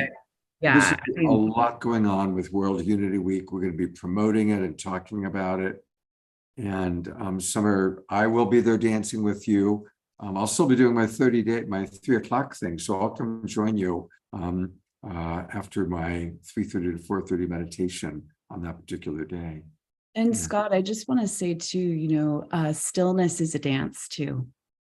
So I believe if you were to come in and sit in stillness or stand. I mean, I just really want people to know when they come in, there's not an expectation to be something different than who you actually are. Coming in, I know there were people that came in and just slept and would wake up and see the dancing happening. But I really want you to know there's an invitation for coming in and just being in the space, and whatever that looks like, that's what I will do that day. So let's see, you start. So that would be the morning of the 17th. Yeah. So the morning of so it goes from 11 a.m. Pacific on June 16th, which is the day before World Unity Week starts, at least in the Pacific time. And then all the way till June 17th, we will close the Zoom room at 11 a.m. Pacific. So 24 hours, a talking circle in the first hour, talking circle in the last hour, and 22 hours of movement and dance and ceremony. Yeah, the container will be, and it is in a space called the Cosmic Beloved Community Circle, which will be open for 99 days. There's lots of other things going on, but it's opening that portal. And radical collaboration will be happening in the Cosmic Beloved Community Circle room. Beautiful. Summer, thank you so much. We'll be there. I'll be there, and I hope a lot of our Global Peace Drivers will be there. And I'm going to turn it over to you, India. Any thoughts you want to share with Summer, or what comes up for you? Oh my God, I could so relate to just about everything that you were sharing. Grief. I've lost my mom, I lost my dad, I lost my brother who was 59. I lost my dog who was killed, while under the care of someone else, and then I had a lot of my own grief, going through cancer and what that did to my body, and having a mastectomy and the grief from that. And, it's a lot. And one of the things that, since my life went into a collapse in 2008, it's when I started practicing non-attachment. And from people, places, and things, because I realized how emotionally dependent I had been on a lot of people. And in that, I started to understand what sovereignty meant. And sovereignty for me is about, I don't generally give a shit about what people think. And, and that's important for me, because there is no sovereignty when we're always worrying about what everyone else thinks. Because if I'm worried about what you think and you think and you think and you think and you think, there is no space. It's like, this is how I feel. This is how I feel. I give myself permission. My book was supposed to actually be released a year and a half ago. It had been 2.5 years in the making. 4 days before I was supposed to publish it, like the universe just went, not now, and literally just like took it away from me. And I called my best friend, I FaceTimed her, which I never do unless it's scheduled. And I said, I know exactly what's happening. It wasn't finished. This is the universe telling me that I am not complete in my own process, because my book is about my process, which is everyone's process. And it's a we book, it's a workbook. And what I know is that, nothing, and I just completely lost my train of thought. Oh, what it was is that I said to my best friend, I go, I'm going to give myself permission to be disappointed and upset. And I gave myself an hour to cry. And I mean, I was really upset. I had this party. Everything was planned. I mean, there was a lot involved. And then I gave myself permission, and then I was done. I was done. Nobody has to give me permission. They don't have to validate my feelings. They're my feelings. And I spent my whole life, because I didn't know any different, worrying about what you thought and how this and blah, blah, blah. And I mean, it's too much. I'm only responsible for my own feelings. And if I believe that my soul is on its own path, then I trust that everyone else is on their own path as well. And this is where I've learned how to hold space for people. I'm not here to judge. I try not to even judge my own life. When I trip over myself, when I fall short, when I, go rolling down the hill in the dirt, because I took what it seemed to be a wrong turn. I mean, some of my deepest medicine has come from my deepest contractions, because that's how it works. So I don't deny myself. I'm just like, man, this doesn't feel really good. But grief, I have learned that it's not just a mental and emotional and spiritual place, but ethereal. Letting it go energetically is as important as anything else. But giving ourselves permission to be where we are, to just be where we are.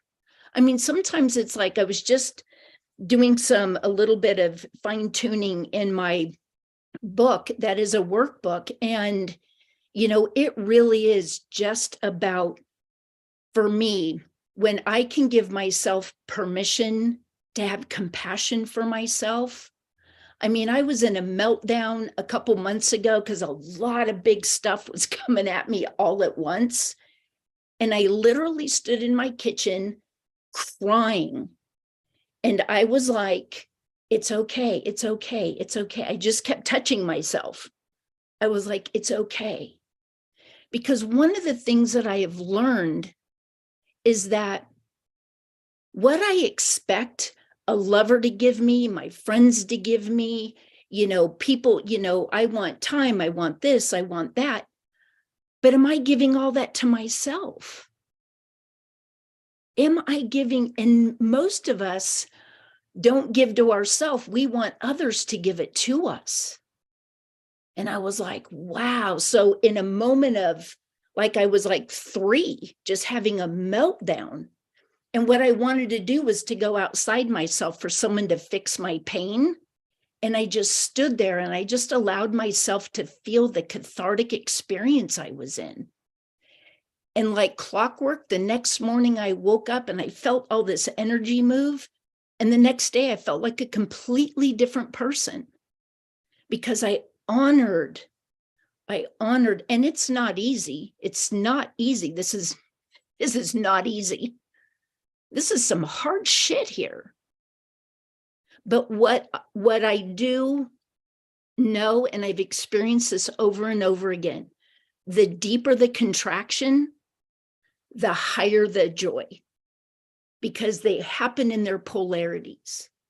The deeper you love someone, and if they go away, and however that is, the sadness is going to be in direct proportion to the love that we had for that person.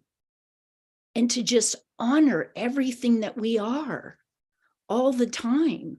It's so important, because if we don't honor it in ourselves, how can we honor that in others? We cannot give away what we don't have. Absolutely. You know, I want to say, India, that as a coach, I often say that the pain we're in our relationship is in direct proportion to the love that we're missing. Yep. Always. It's like a mathematical equation. The more emotional pain you feel in relationship to some human being, it's the love that you're missing or the care that you're missing. Yep. And so what we can do is remember, instead of being in the mental mind fuck, put in my language, of Fuckery. what that person did wrong or how they're separated, because there's the pain of the separation, but then we can dive underneath it into the beauty of the love that we're missing. Yep. The longing, you know, and if it's someone who's passed away or that we no longer have access to, just dropping into the beauty of the love that we're missing. The word is bittersweet. It's bitter that we still miss them, and it's so sweet that we still miss them, right? It's bittersweet, Summer Joy, about your dad. It's bittersweet, India, about your family. We've got two more wonderful presenters that by video. We will come to you one more time, India, and please stick around, Summer. I know people are still writing to you in the chat box. But I'm going to I want to introduce everybody to my coach. When my wife passed away, I went through a period of drinking too much and got referred to a wonderful coach named TJ Woodward. He has been on the show a few times. He really did a wonderful job with me. And he does a wonderful job with a lot of people. And his approach is very, very Scott. It's very compassion-based. So Omashar is going to actually play a pre-recorded video. TJ was teaching all day today, so he couldn't join us live, but he did a pre-recorded video that just gives you a little bit of an introduction to his beautiful approach to conscious recovery. So Maestro Omashar, take it away.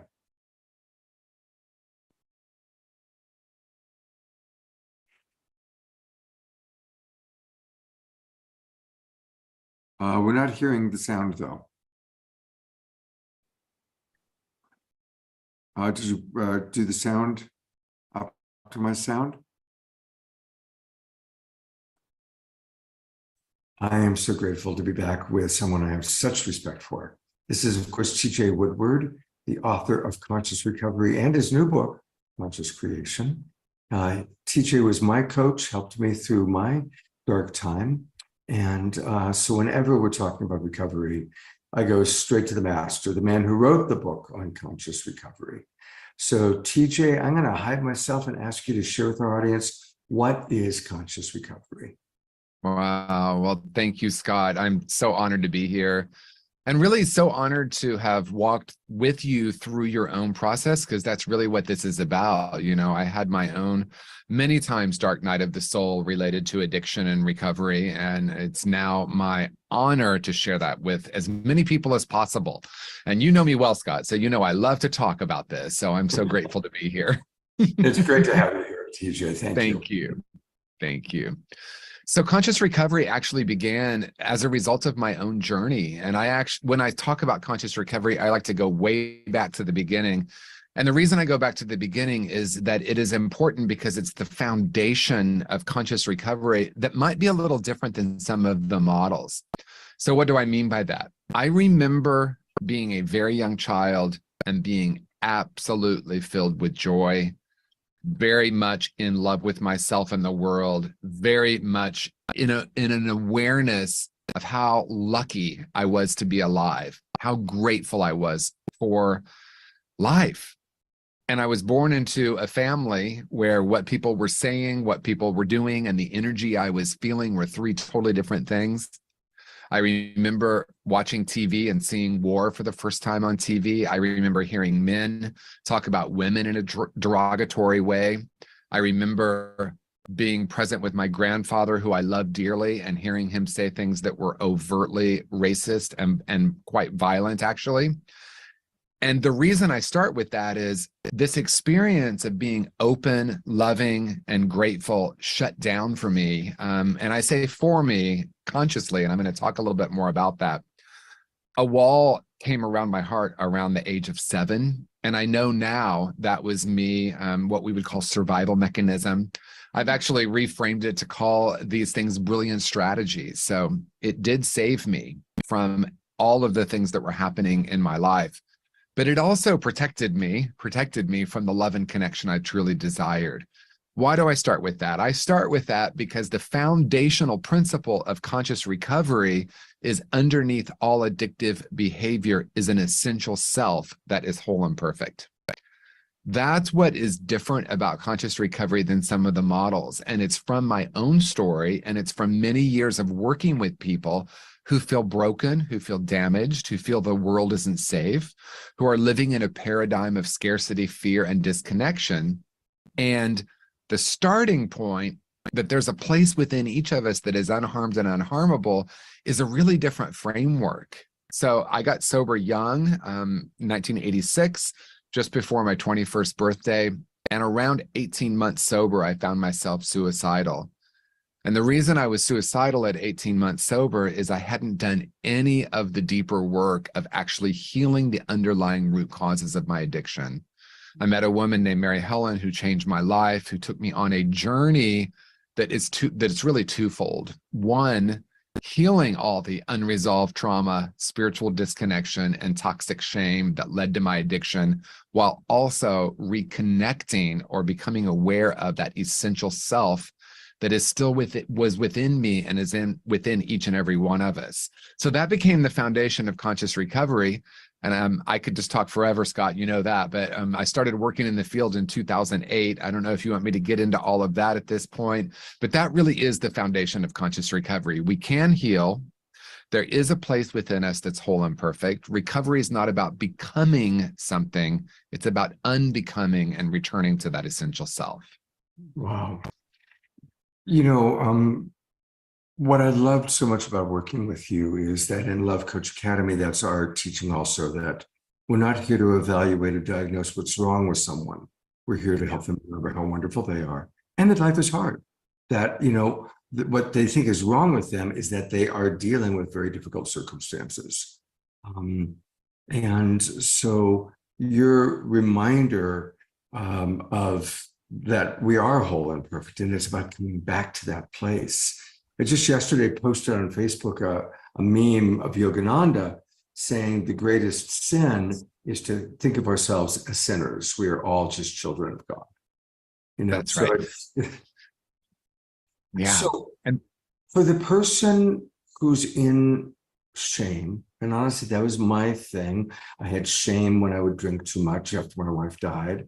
And I'd have shame that I was, you know, I was hungover, and then the shame would feed the part of me that then wanted to escape. And so what I loved about your work that was so profound was how it changed the cycle of shame. So I'd love for you to talk a little bit about that, please. Yeah, thank you, Scott. I have identified one of the root causes of addiction as toxic shame, and that's as a result of coming into the world and having these series of events that are traumatic, also known as being born on planet Earth, and then also disconnecting from our true nature and starting to develop this shame core, or this belief that we're broken. And as a starting point, we want to look at how that shame is continuing to perpetuate itself. So what I mean by that is if I'm walking around with a core false belief, and I like to call them core false beliefs rather than core beliefs, because I want to acknowledge that they're lies that we've picked up about ourselves. And it's much more than a thought, it's a frequency, right? So if I'm walking around with the belief that I'm unlovable, then I act that way in the world, and I unconsciously choose partners to confirm that. And as you're saying, that's the shame spiral, right? I feel broken, I act broken, and then I feel more shame because of the behavior. And we're in this downward spiral where we can say, see, look, I am unworthy. See, look, I am unlovable. This person just left me. All the conclusions that we come to actually create the evidence. And this is really huge. It's not the evidence creates the conclusion.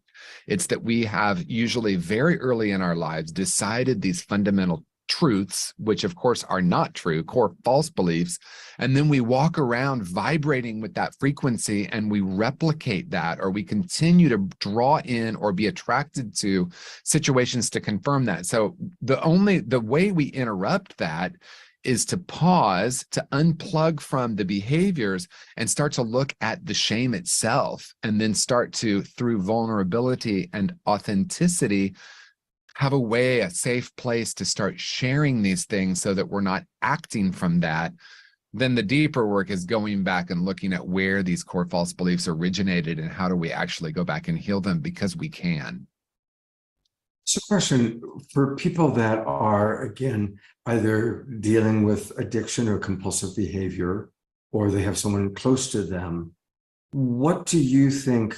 Well, let's start with the person who has a friend, right? Because I know you always have great advice about what to do and what not to do when wanting to support somebody that you love that's lost in a compulsive cycle or an addictive cycle. So what's your words of wisdom for that situation? Well, I think what we want to start with is what the paradigm, how it's been established, looking back. And that has been some version of what we once called tough love.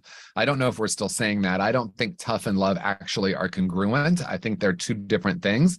So this idea that I'm going to withhold my love from you unless you get better is something that I think has run its course. Mm-hmm. I think people are still believing that works, but it doesn't seem to be working. So what I'm saying here is, I'm really inviting someone to ask the question, how am I viewing my friend, my loved one, my child, my parent?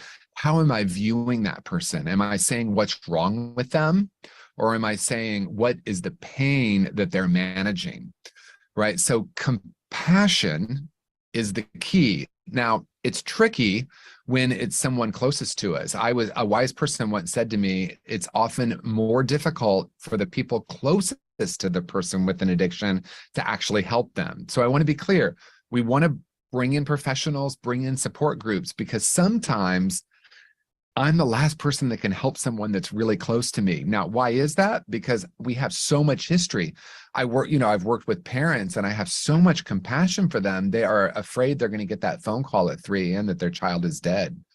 And having compassion for that. And if I say to them, well, don't look at your child as broken, look at them as whole and perfect, that might be a big leap for them. So we might say, are you looking at them through the lens of what's wrong with them? And is there someone you can bring in that can see for them that which they can't see for themselves? In other words, if I can't see that for my nephew, for my sister, for my loved one, is there someone who I can invite into the equation that can? Because that is how we actually begin to change. We can go into a whole conversation about the quantum field, but if I'm looking at someone as broken, it creates more brokenness. Shame doesn't heal shame, only love will do that. And so if I'm not capable of that, let's bring in some people to help out.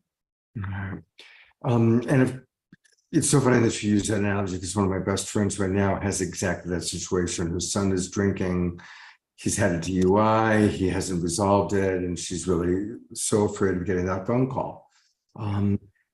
What about support for the person in that situation for themselves? Self-empathy, self-care. Well, I want to start by saying there's nothing wrong with you. And that may sound like an obvious statement to some of us, but for the people I've worked with who are going through an addiction, they have a difficult time often believing that. Now, you and I, Scott, we would actually say, we wouldn't say there's nothing wrong with you. We would say you're whole and perfect. But to start with what they're not is important, because shame, as we've discussed, brings on the behavior that could be seen as shameful, and then there's more shame. So if I come in and say, yeah, why do you keep doing this? This is causing so much pain. We want to start saying, what's underneath this? What is the addiction trying to manage. I think about anger. We send people to anger management classes. And what I want to say is, rather than sending someone to a class to learn how to manage their anger, we want to say, what is the anger managing? Now, that's the same with addiction, right? Not what's wrong with you? Why do you keep doing this? This is insane. Why are you jeopardizing your relationship, your job? All the things that we could point to in the behavior. And we might want to say, what is really happening for you? In what way is your addiction brilliant? And I know for some people, that's a stretch. I remember when I was working in treatment full time and I would say to a client, tell me all the ways cocaine has been wonderful to you. They would look at me like, what are you talking about? Every counselor is telling me how bad cocaine is and I shouldn't be doing it. I said, well, let's start with all the ways that it's been really wonderful in your life, because I have this profound idea. We don't change unless we want to. So how do we help someone get in touch with what they really truly want? And that's a starting point for them to start looking at if the behavior, the addiction, the substance use, whatever it is it actually bringing them what they desire? And in most cases, it's not. Then they can start to be empowered to make the change. That is one of your great geniuses. And it's something that I so appreciate, because it's really true. It's like, don't blame, don't shame, but align. It's really it's an Aikido move, right? You're not confronting, you're redirecting the energy. So it's beautiful. All right, this is just a homeopathic dose of TJ Woodward medicine. And I really want to encourage everybody right now to go to his website, consciousrecovery.com. Consciousrecovery.com. There he is, dancing in the background. Doing a little gig. And what I love about how you've set this up is people can pick like which of these situations are they. So perhaps, I know we have a lot of healing professionals in the audience, and perhaps you're a person in recovery or wanting to be in recovery. I also, if you're really appreciating what TJ has to say, get his book. His book is wonderful. I've bought a couple copies for friends. I read it. My copy got so tethered because it's got all the yellow highlighters and everything in it. It's a beautiful, powerful book.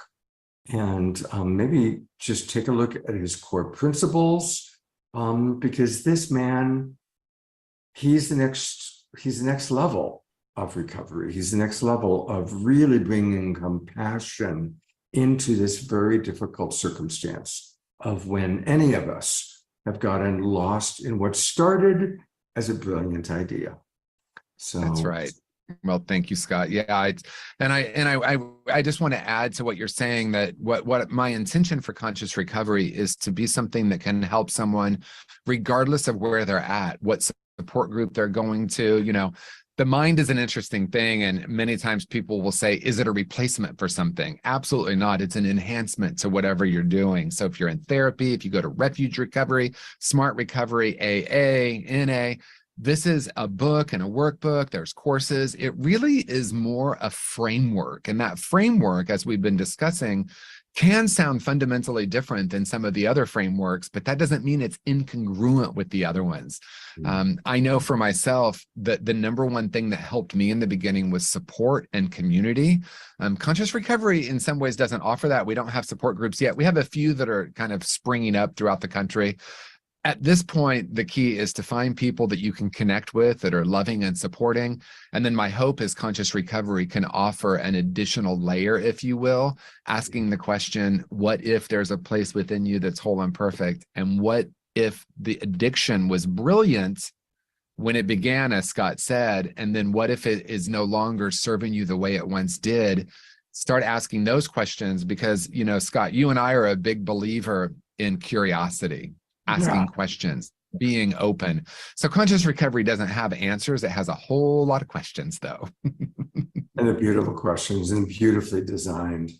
TJ, God bless you. There is a special place in heaven for you, my friend. Thank you so much. Thank you. That's my pal. That's TJ Woodward, and I strongly recommend him. He doesn't see too many clients anymore, so probably the best bet is to get his books, which you can again get by going to tjwoodward.com.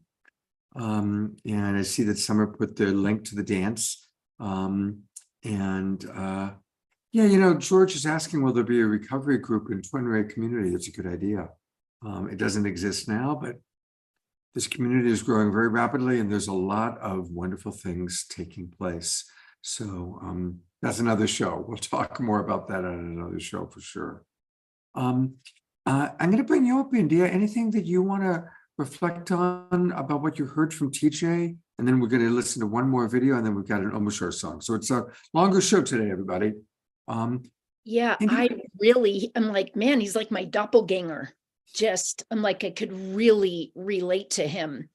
Because my book is also a workbook. And I basically tell you to write in it, turn the pages down, let's do some burning rituals in the back. But there was a lot of things that he touched on that I really related to. And, you know, for me, I think it's imperative that everyone seek what it is that works for them. And, you know, for me, and I have watched people go in and out of recovery for a long time, tread over and over and over. And, you know, I just observe it. And one of the things that I'm really fascinated and really bringing into my work this year is working with families, working with the whole family of the drug addict or the alcoholic, because it's not just them. It's the whole unit. It's the whole unit. I spent time teaching at a women's trauma center. They lowered the age from 22 for women to 18. And at one point, they only take 8 women. They had 8 women there and all of them were under the age of 21. And I got to be really close with the founder and she said, you know what's really interesting, India? And I said, it's the parents that are fucked up. Excuse my language. And she was like, absolutely. And I said, there you go. You're going to send your kids off because you believe that they're the problem. And TJ said this. I have the same philosophy. The bully isn't a bully because the bully wants to be a bully. The bully is in trauma. Your outward behavior is a reflection of who you are. It's a reflection of who you are. You're angry, you're violent. There's something going on with you that is unhealed. Nobody just wants to be an asshole. Nobody does. That's not what anyone's intention is. But when you've got a lot of trauma that you haven't dealt with in your life, I mean, you're just going to come out guns a-blazing. And I really believe that, you know, we all are here for a purpose. We're all here for a purpose. We live in a massive galaxy. Planet Earth is very small. And to believe for a moment that Earth exists, that the entire galaxy exists so that humanity can grow up, go to college, find a mate, have kids, and go into debt is the only reason that we're here. We got to ask some deeper questions. We ask some deeper questions to understand our soul's purpose. Our soul's purpose that we live out through the 3D experience. And that's why it's so important that everyone takes responsibility for their joy and their happiness. Because if I'm someone that isn't full of joy and happiness, and you're expecting me to give it to you, that doesn't even make sense. We're all always seeking everyone else to change, everyone else to behave differently, because if you behave differently, I'll feel better. Yeah. If you would change, if you would change, if you would change, I would feel better. In the work that I do, Scott, it starts at self-awareness. I do a 4-step process and it starts at self-awareness. And it's unwinding, unwinding, unwinding. Because when we learn how to unwind ourselves, and I'm not talking about trauma, I'm talking about things that have gone on in our life that we're holding on to. Trauma is very different, and I'm not a trauma counselor or a trauma therapist. But when we are responding only from those wounds, and this is why triggers are so important, because the trigger shows us where we're not healed. The trigger always shows us where we're not healed. And what we do is that we go into the victim mentality, because that's what our society teaches us. We become the victim of our circumstances. Ask me how I know this. Ask How do me. you know this? How do you know this? Yeah, because I have a whole book on it. Yeah. You know what I mean? Because I'm like, well, if all this shit happened to you, you would be the victim as well. I mean, I had a sponsor one time, my little back house got robbed, and I called her up and I'm complaining. It's like 10:30 at night and I'm upset, and I'm like 27 years old and I'm flipping out. And she was like, stop being the victim. I said, I am the victim. It says so on the police report. And I didn't understand for like 2 decades what that meant. And it wasn't until I started going into self-awareness, not awareness of others, self-awareness. Only then did things start to shift for me, because our troubles are of our own making. They are. And when we can use all these things that seemingly happen to us when they're actually happening for us, we learn to embrace and find gratitude in the medicine of that, versus becoming the victim of what happened. And then we go into that lower vibrational spin. Mhm. And now there we are.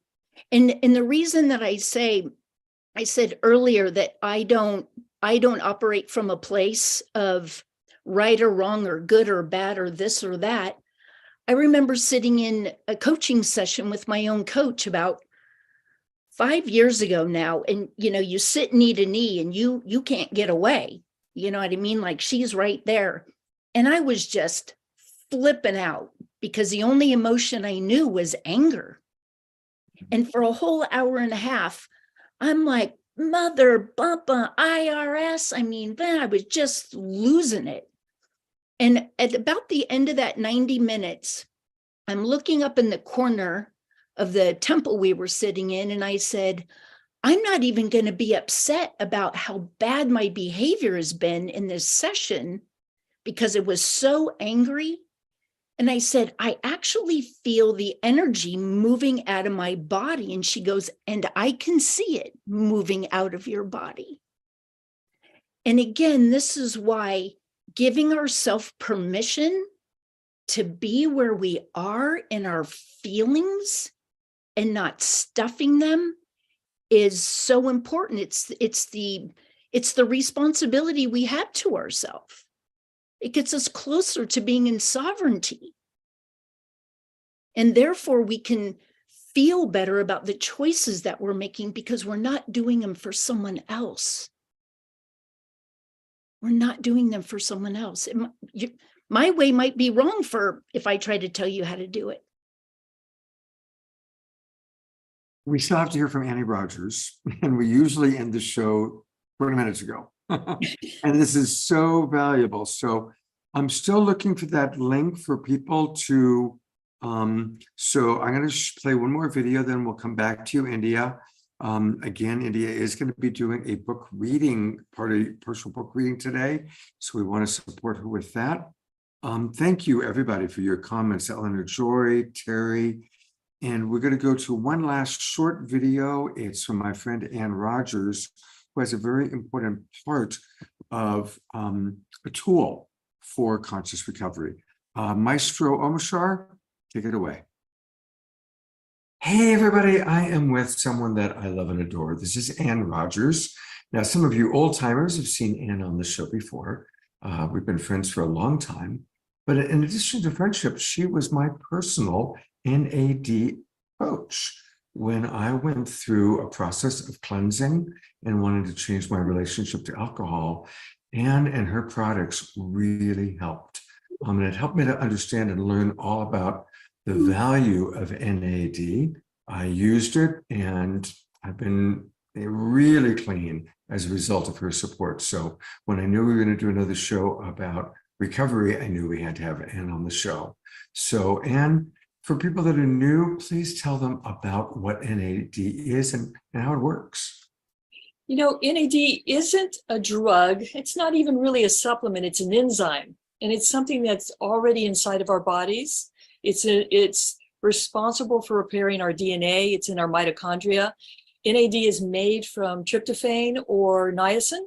And when we do boosting with NAD, there's many ways to administer it. There's nasal sprays, sub-Q shots, patches, IV, lots of different ways to absorb NAD. There's certain methods that will produce different results or go to a different level. But NAD is really touted as an anti-aging supplement. And so people are taking it for brain clarity. You know, it's a mood enhancer. It's great for depression, anxiety, PTSD, things like that. We don't have negative reactions to NAD. It just tends to be an incredibly safe product that your body uses to boost its own NAD level. And then all kinds of things wake up. Your body just seems to wake up. It seems to heal what it needs to heal and repair. It's a great adjunct to any kind of treatment or therapy you're doing in conjunction with it. It's like a pal. It's a good friend. You know, it really supports you in any kind of transition. Yeah, absolutely. You know, when I did it, I used the patches, and they were so easy. And it's true. And look at, I mean, not bad for 107 years old. Right? Well, you know, I have had clinics with the IV for 11 years. We did nonstop IV NAD because we're doing high doses because we're taking people off opiates, alcohol, benzodiazepine, and things like that. So it's just incredibly expensive. And it takes a lot of hours. We're talking 60 hours of IV over 10 days. That's a huge amount of investment, and made this discovery. The only other method that I know of that I think is comparable to the IV is the certain type of patches that I've discovered, which are fresh and frozen. They're kind of like, we treat them like stem cells. You know, we ship them on dry ice. They're individually made little syringes like this with the NAD in there. And you just hold it in your hand and thought, you put it on a patch like this, and it infuses anywhere from 4 hours to 12 hours, depending on the type of patch you use. So it took what used to be $1,000 ordeal and took it to a much under $100 type thing. And so now we can do not just addiction, but all kinds of chronic illnesses and issues like that. So it made the recovery process so much more affordable in terms of using NAD. So if you know. It's good to see that. It's like, oh, wow, there's my old friends, you know, and just to be clear for everybody, the syringe, it doesn't have a needle. It just has a hole. No, it's just a little cap like that. Yeah, a little cap, and you if I hold this long enough, it'll be thawed out into liquid in a minute. You just hold it and you put love into it and you put it on the patch. The thing with the patches is I found with the IV, because we had a patient house when we did detox, and we put the IV around the clock on them, and we got through withdrawals much quicker that way. So the flexibility of using these fresh frozen transdermal patch with a patch is you can literally go around the clock. So when you're doing withdrawal, you do it morning, afternoon, and as you sleep. And we accelerate the recovery process that much better, so that when you're ready for therapy, when you're ready for trauma work, when you're ready for lifestyle change, you don't have to deal with the brain fog. You don't have to deal with the post-acute withdrawal and the dragging and the low energy and all that. So this just speeds it up, gets you ready to go, ready for the next step. So. And it works. I've used it myself, everybody. So here's how you get it. It's really easy. Just go to NAD Concierge, nadconcierge.com. This is where it's the beautiful website. There's Annie, describes what it does, how to work it. And then you can call for a consultation or just fill out this little form. And it's really cool. They send it right to your door. It's very inexpensive. It works. And I'm so grateful for you and for what you have brought to our world, and really how you found a way to get this important part of the process of getting healthier. And not just for recovery, like she said, it's anti-aging. And I absolutely noticed the difference with myself. So thank you for all that you do. There we go. There's Annie. And I really do encourage people to utilize it. It's a great, great resource. Again, like she said, people used to have to go get IVs and it was extremely expensive. And in AD, she's found a really wonderful way. And I noticed that it really helped me reduce my compulsion. That part of me that was like, oh, it's getting late. It's tonight. Am I going to drink? Just went away, you know? So, all right. It's been quite a full show. India, have you, where do we stand with telling people how they can join you today? I think I just finally got it over to you because it wasn't working. I don't know. Everyone was having problems. I think I just emailed it to you. So I have a book coming out June 27th called Burning Down the House. It is about death and rebirth over and over and over again. And this afternoon we are starting, we have a book launch team. So anyone that is interested in reading the book, it's a workbook. So through my story, and then there's questions behind each chapter, asking you if you can see yourself, you know, whether it's my shadow, my victim consciousness, my alcoholism, whatever the case may be. And so we're starting the kickoff this afternoon at 3:00 Pacific time. If you are interested in being on the book launch team, so you get to read the book before it gets published and to write a review. And this book is really about, it's about all of us. It's about all of us. We all have dark times. We all experience, you know, deep sadness, deep pain, deep grief, deep loss. And, you know, it's really the story of my journey and how I got myself off the battlefield. You know, how I came to love myself when I didn't feel very lovable for a very long time.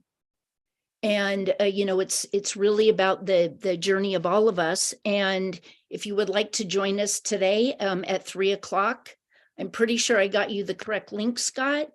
And if you want to go in and sign up, we can quickly send you the Zoom link before it starts at 3:00 today. Would love for you to join us.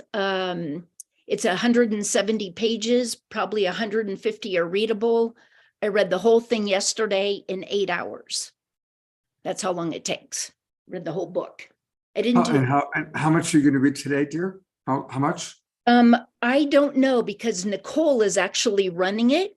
And so she's got some, you know, activities threaded in. I'm going to read a little bit. She's going to pick something out. I'm going to talk about it, share about it. So yeah, it's going to be really fun and I'm super excited. It's been 5 years in the making. Unfortunately, I still don't have a link at my email address. So Omashar is going to do our closing song. Okay. The best bet is just put the link into the chat box here. Put the link into the Zoom chat box, India. Well, I'm going to have to figure out because I have it on my phone. We need the URL and it's not coming to my email address. So we need to get the actual URL so I can put it in the chat box. Okay. Could we actually just give them my website since it's super easy? Sure. And go back to indiazoe.com. Yep. Yeah. And that's what I've been promoting. So Okay. I will put that back in one more time. All right. India, thank you for sharing so much. God's blessings. And I hope some of our people join you at 3:00 today. Thank you. Yes, that would be wonderful. Thank you so much, Scott. God bless you. Thank you for the work you're doing. Yes, thank you, Summer. Omashar. Wow, what a show, huh? Very powerful, Scott. I'm just, I'm blessed today. We've got some insight into things that we've all been dealing with, I'm sure, throughout our lives. And I know I've had several addictive places in my life, and I was really especially intrigued with TJ's approach. Holy smoke, what an amazing man. And just to realize that what is my addiction managing? Holy, really, yes, what a great way to do it. You It know, all starts as a good idea, you know. It starts as a good idea. Summer, I wanted to see if there's anything you wanted to say to close out before we go to Omashar. Did you have any final words or thoughts? No, just grateful for, all the community too, like I know for all of us, it takes a village to really show up and care and do things in the world, bring books, launch music. It's, and, the 24-hour event is with thousands of different people and events and co-sponsors and just so grateful that the Global Peace Tribe is look at that amazing circle too. Is that the Global Peace Tribe? could be. Yeah. And just, trust and love. That's all. Thank you, Summer. Thank you for all the love you bring. Looking forward to dancing with you, and give your husband a big hug for us. Oh, I will, and I do. And hugs right back to both Omashar and India and just all of the depth here. I pray for those that are really needing this, that they receive it and find a place to get help. Take care, dear. Talk to you soon. See you soon. Omashar? Yes, indeed. Here's a group song. The lyrics are in the chat on YouTube and Facebook. Just sing along when you pick up the lyrics. And so we got Pure. And Summer, I hope you'll do some dancing for us. Get us going. I know Eleanor Joy's queued up. She's ready to dance. I see Nitya's ready. So here we go. India.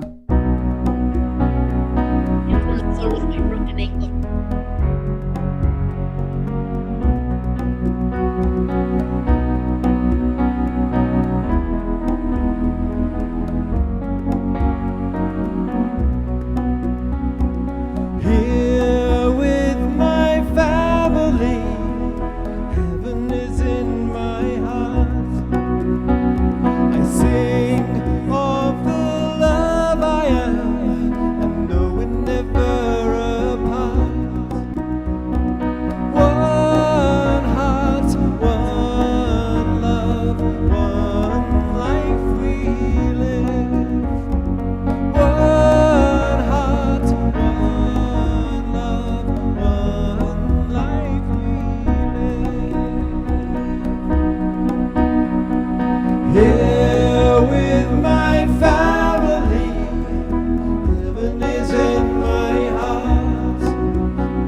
I sing of the love I am, and know it never apart. One heart, one love, one life we live. One heart, one love, one life we live. Here with my family, heaven is in my heart.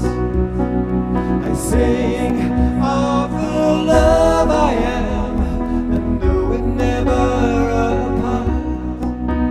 There is only one heart, one love, one life we live.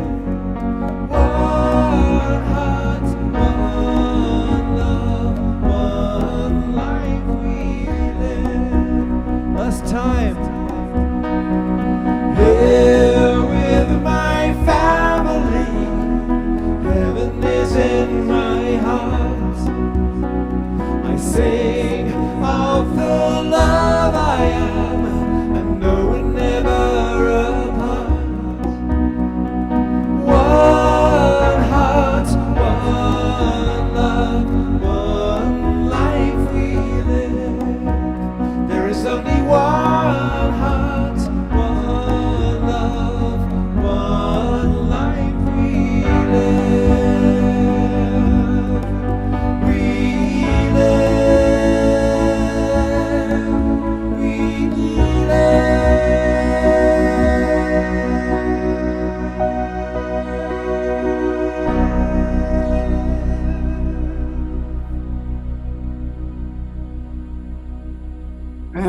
Fantastic.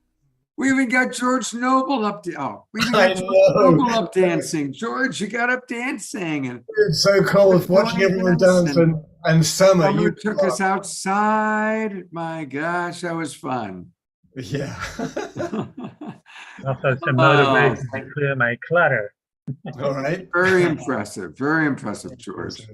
Well, hey, everybody. Next week, all three of our shows are about living our life, creating our Dharma through creative expression. 3 shows, Wednesday night, Saturday, and Sunday, with everybody from Kristen Hoffman to Ilse Faye, Trish. Omashar will be co-hosting with Trish and I on Wednesday, and co-hosting with Tangela and I on Saturday, and of course, with me again on Sunday. So it's going to be a great series of shows. I'm going to go to gallery review one more time. Let's all wave goodbye. Share this show with people, everybody. We all know somebody who could learn from this show, especially tonight's topic. Please do share what we're doing. There's Terry Russo. Awesome. So thank you for turning on your cameras. There's Scotty Satori and Dia and so many of our friends. So let's share this out. There's Bonnie and Roger. I love you guys. Share this show. It's important. Take care, everybody. See you soon. And have a beautiful, beautiful Sacred Sunday.